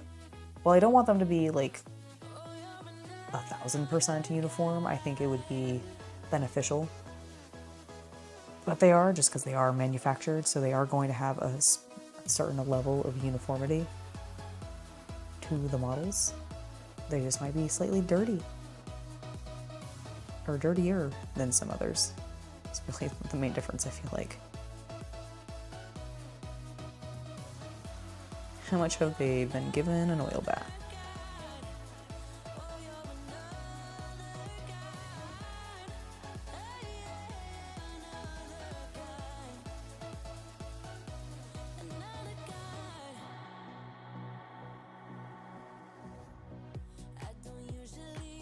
I gotta change it up sometimes, I agree.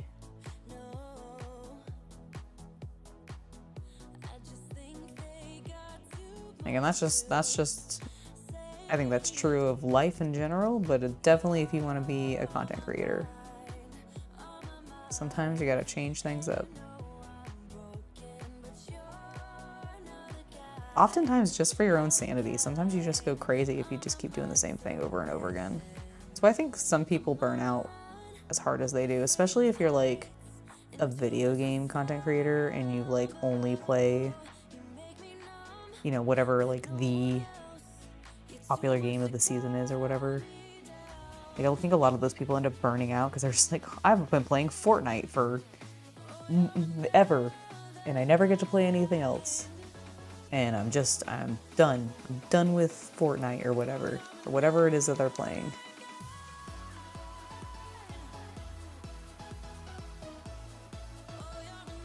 And I'm like, nah, change it up. Just don't get stuck doing the same thing over and over again.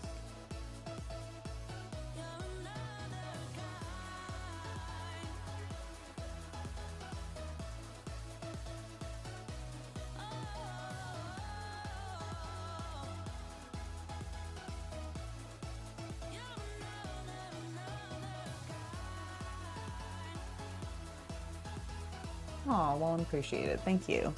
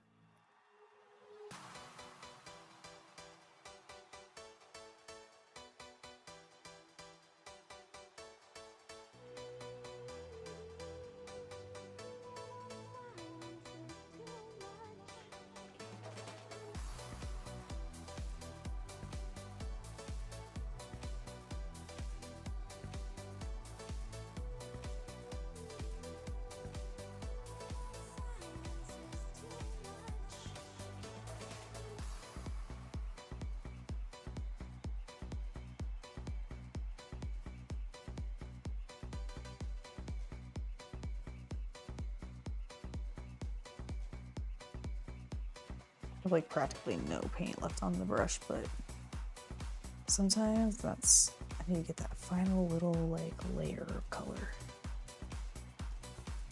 Sometimes it's also how you scrape existing paint off your model and then you crack. So you have to be mindful of it. I think he's looking good. He's looking consistent with our lads. This guy's chest is a little too yellow still. I don't know. There, that just feels better.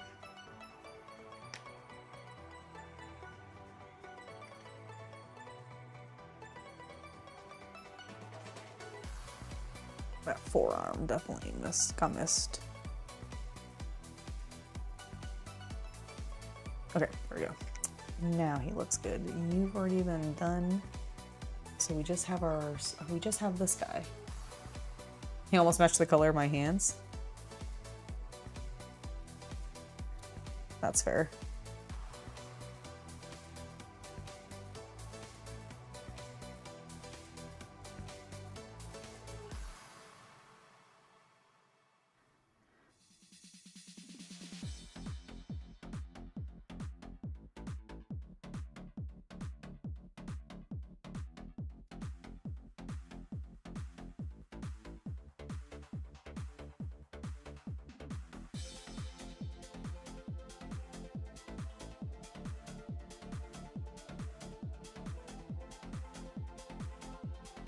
Oh yeah.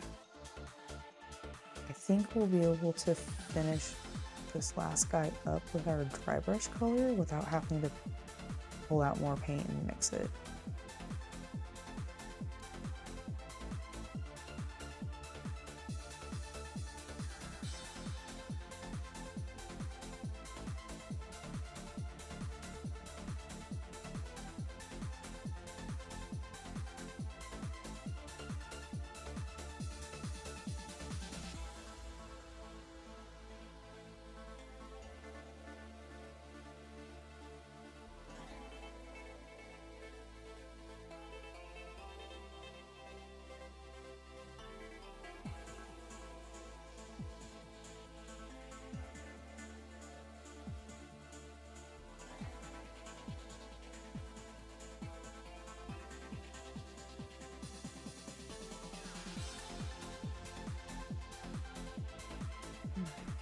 think we're starting to look pretty good.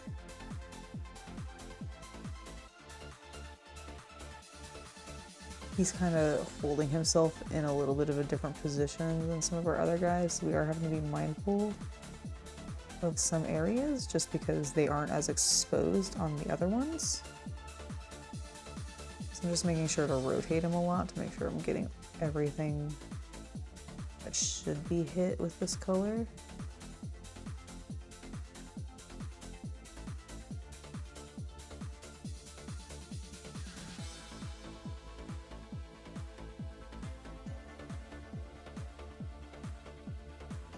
I'm starting to run out of paint, so I really do hope I get him done soon.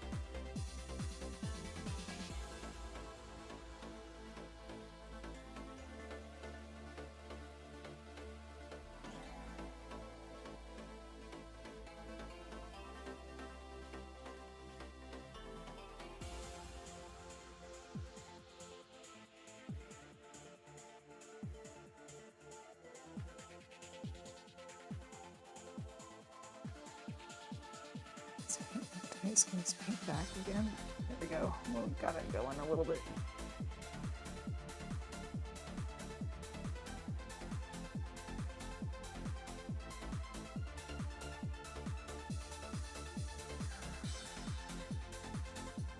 Thanks, guys. I appreciate it, honestly.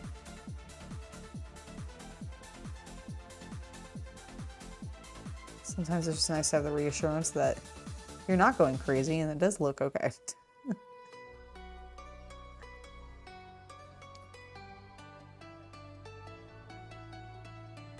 Alright, I think... Let's grab one of these guys. He feels like he's matching. Oh, one thing I do want to do. This inner arm and hand. Clean up and lighten up the gun a little bit because we will want to make that gray later. And then maybe a little bit more on this side.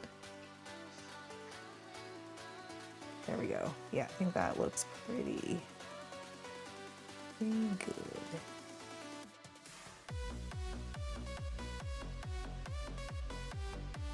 Try to get the neck. All right.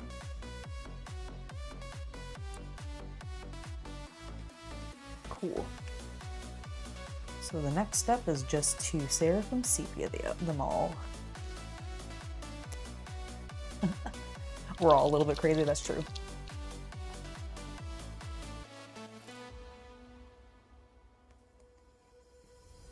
The base is, it's a gray base, but it's been primed in the same base color that I put these guys. And then you're just seeing some of the splatter of the brown that I used previously. That's what you're seeing for the bases. They're gonna end up looking like this.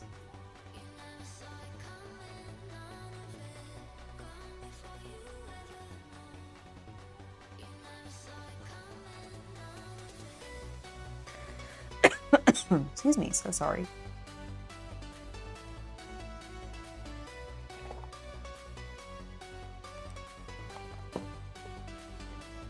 Okay.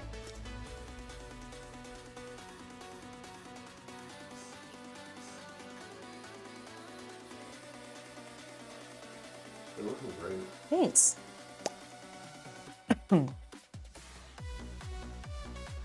Yeah, these guys are pretty much done other than their bases. Nice. And I think all I did to the base on the other one, other than a top is I think it's just Hangout. Yeah, I think there might be either a wash or it actually looks like you did a dry brush over top. Yes, I did. Yeah. It's the same one I did on that droid itself, actually. Ah, that makes sense. I sped paint those. Yeah, you did.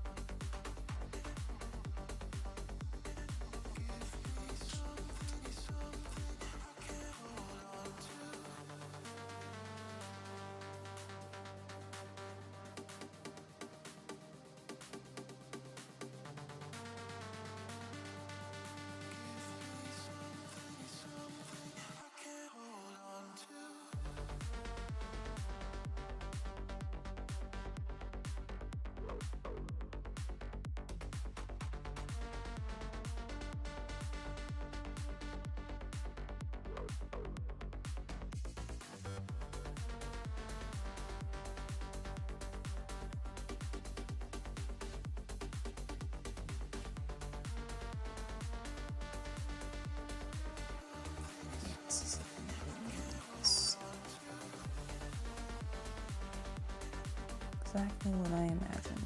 Little droids.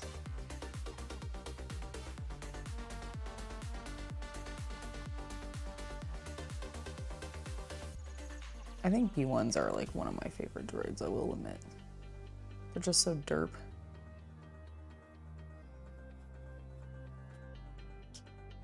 Very passionate little guys.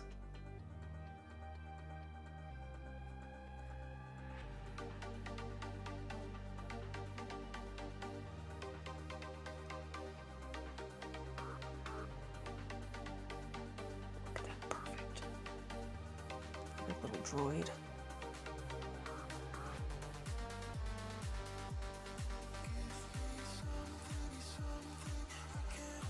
I would let him be in my galactic army.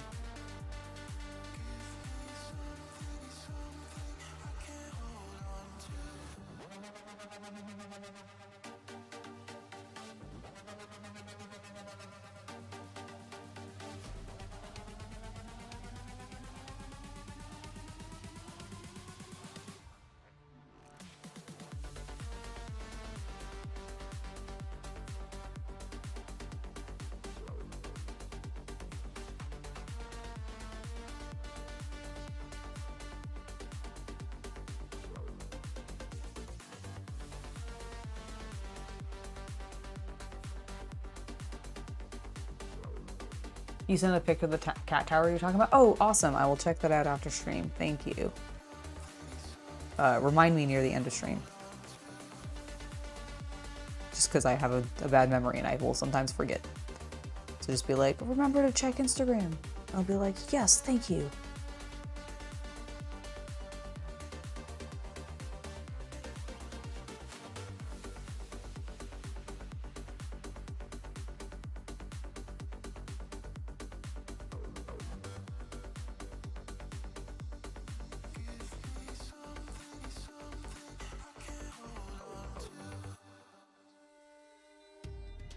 Yeah, basing is one of my favorite parts. Of course I'm going to add basing.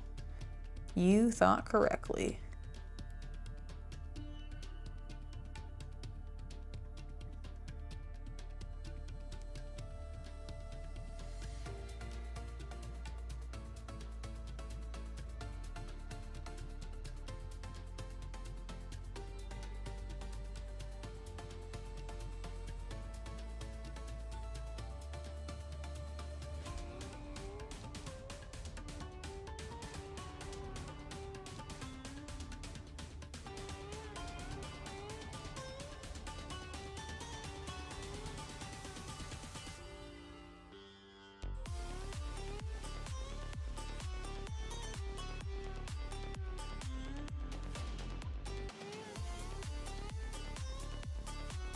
All right, next.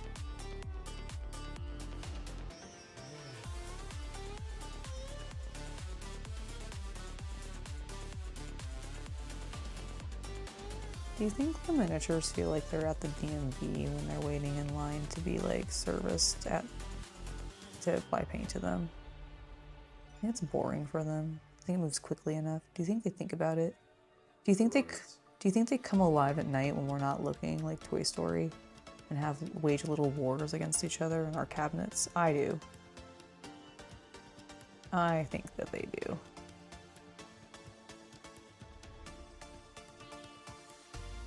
It's especially terrifying for the ones that are on like shelves with mixed universes, and some of them must be like freaking the fuck out. They're like, what is going on? Or at least maybe the first time that they woke up. Do you think they're actually waging wars, or do you think they're just being friends with each other?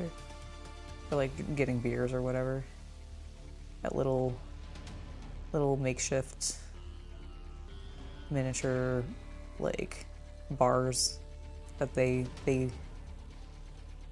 conjure. I don't know where they're getting them, but I'm just imagining that they have little bars that they go to and they're just getting really smashed together.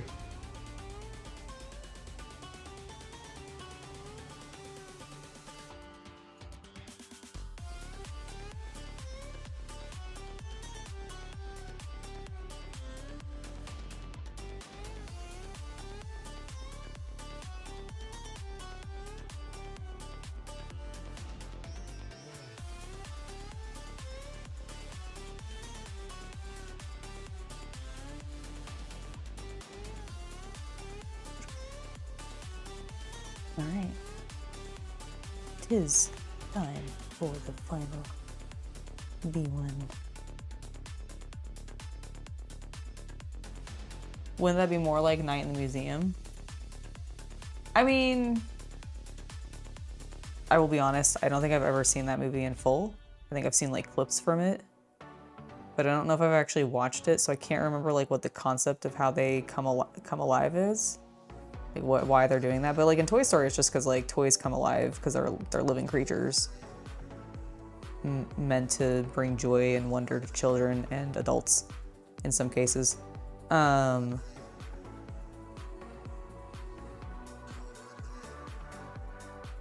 know the exhibits come to life in Night at the Museum, but I don't actually know like why they come to life.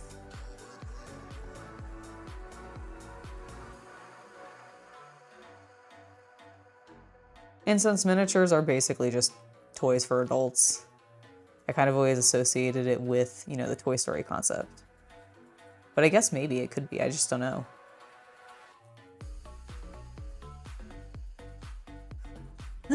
Yeah, Lego Star Wars, and thankfully the Lego and the miniatures are not in the same room, so ideally they're not warring.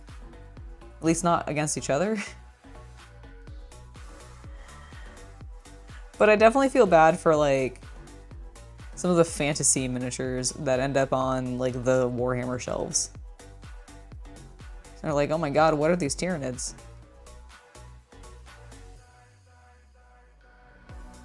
Although I guess the Tyranids are mostly with just other Warhammer stuff, so it shouldn't be too bad. They should be all they're familiar with each other.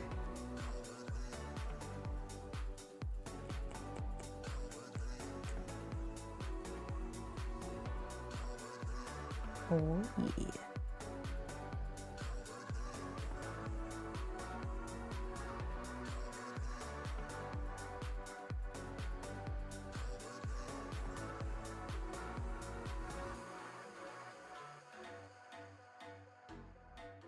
Okay, I think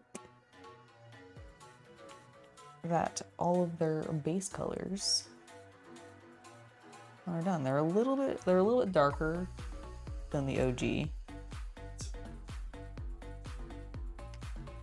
But I think honestly they're a little bit more, I actually think the OG maybe are a little too pale. I don't know. They're just different. It looks good. I'm very happy. I'm very happy with how they turned out. Yeah, and I think the B2s also look, I mean, I love that soft metallic that dry brush finish gives you. Yeah, I'm going to. I think I'm still in the zoom mode. There we go. There. But yeah, I think they look really good. Here, I'll lay them this way.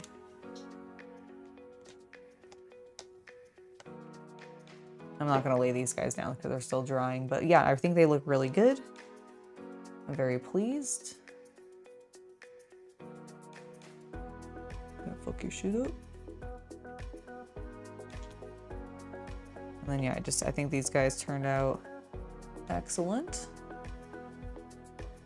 Roger, roger. Obviously, we still have their guns to paint, and obviously all their bases need to be painted. But I'll probably work on that probably on Tuesday next week. If I haven't done it already, we might just be working on more of these guys in general. I'll let you guys know, but just as a reminder before here, let me put my hands on screen because I feel so that there's at least some movement. Just as a reminder that tomorrow we will be having a stream starting at 1 p.m. Pacific or your regional equivalent, and that is going to be a co-op stream with myself and the lovely Shy Goth Shay, also known as Shy Goth Secrets, on all of the spicy pages. So if you want to hang out with two goth girls while they play Slay the Spire 2 co-op together, then tomorrow is your day. Please make sure to join us, and if you want to watch it from Shay's perspective, you also can, because she will be streaming on her Twitch page and I will be streaming here on YouTube. So there's multiple opportunities for you to be able to watch the content, and I hope you guys are able to join us and enjoy that. And then I will be back on Sunday, but I will not be here on YouTube. I will be over on my free OnlyFans page, and I will be having a spicy stream. So if you are an adult and you're into that kind of thing, I highly encourage you to stop by. It is perfectly free to join. And just to check it out, see what it's like. I really enjoy these kinds of streams. They're really awesome. I haven't decided exactly what my activity is for you guys to distract me from, but I'm sure it'll be something exciting and that you'll be very easy to distract me from. So I'm looking forward to that. Hope you guys are there, and that's gonna be me for streaming for the rest of the week, and I'll be back on Tuesday. So I'll see you guys hopefully tomorrow. All right, have a great night, everybody. Thank you so much for joining me. And again, let me know down in the comments if you're still watching this on demand, and let me know what you think of this. If you like this format, it's something I'm gonna be trying out for a little while on Fridays. So yeah, just let me know, and I'll talk to you guys later. Have a lovely hobby night, everybody. Bye.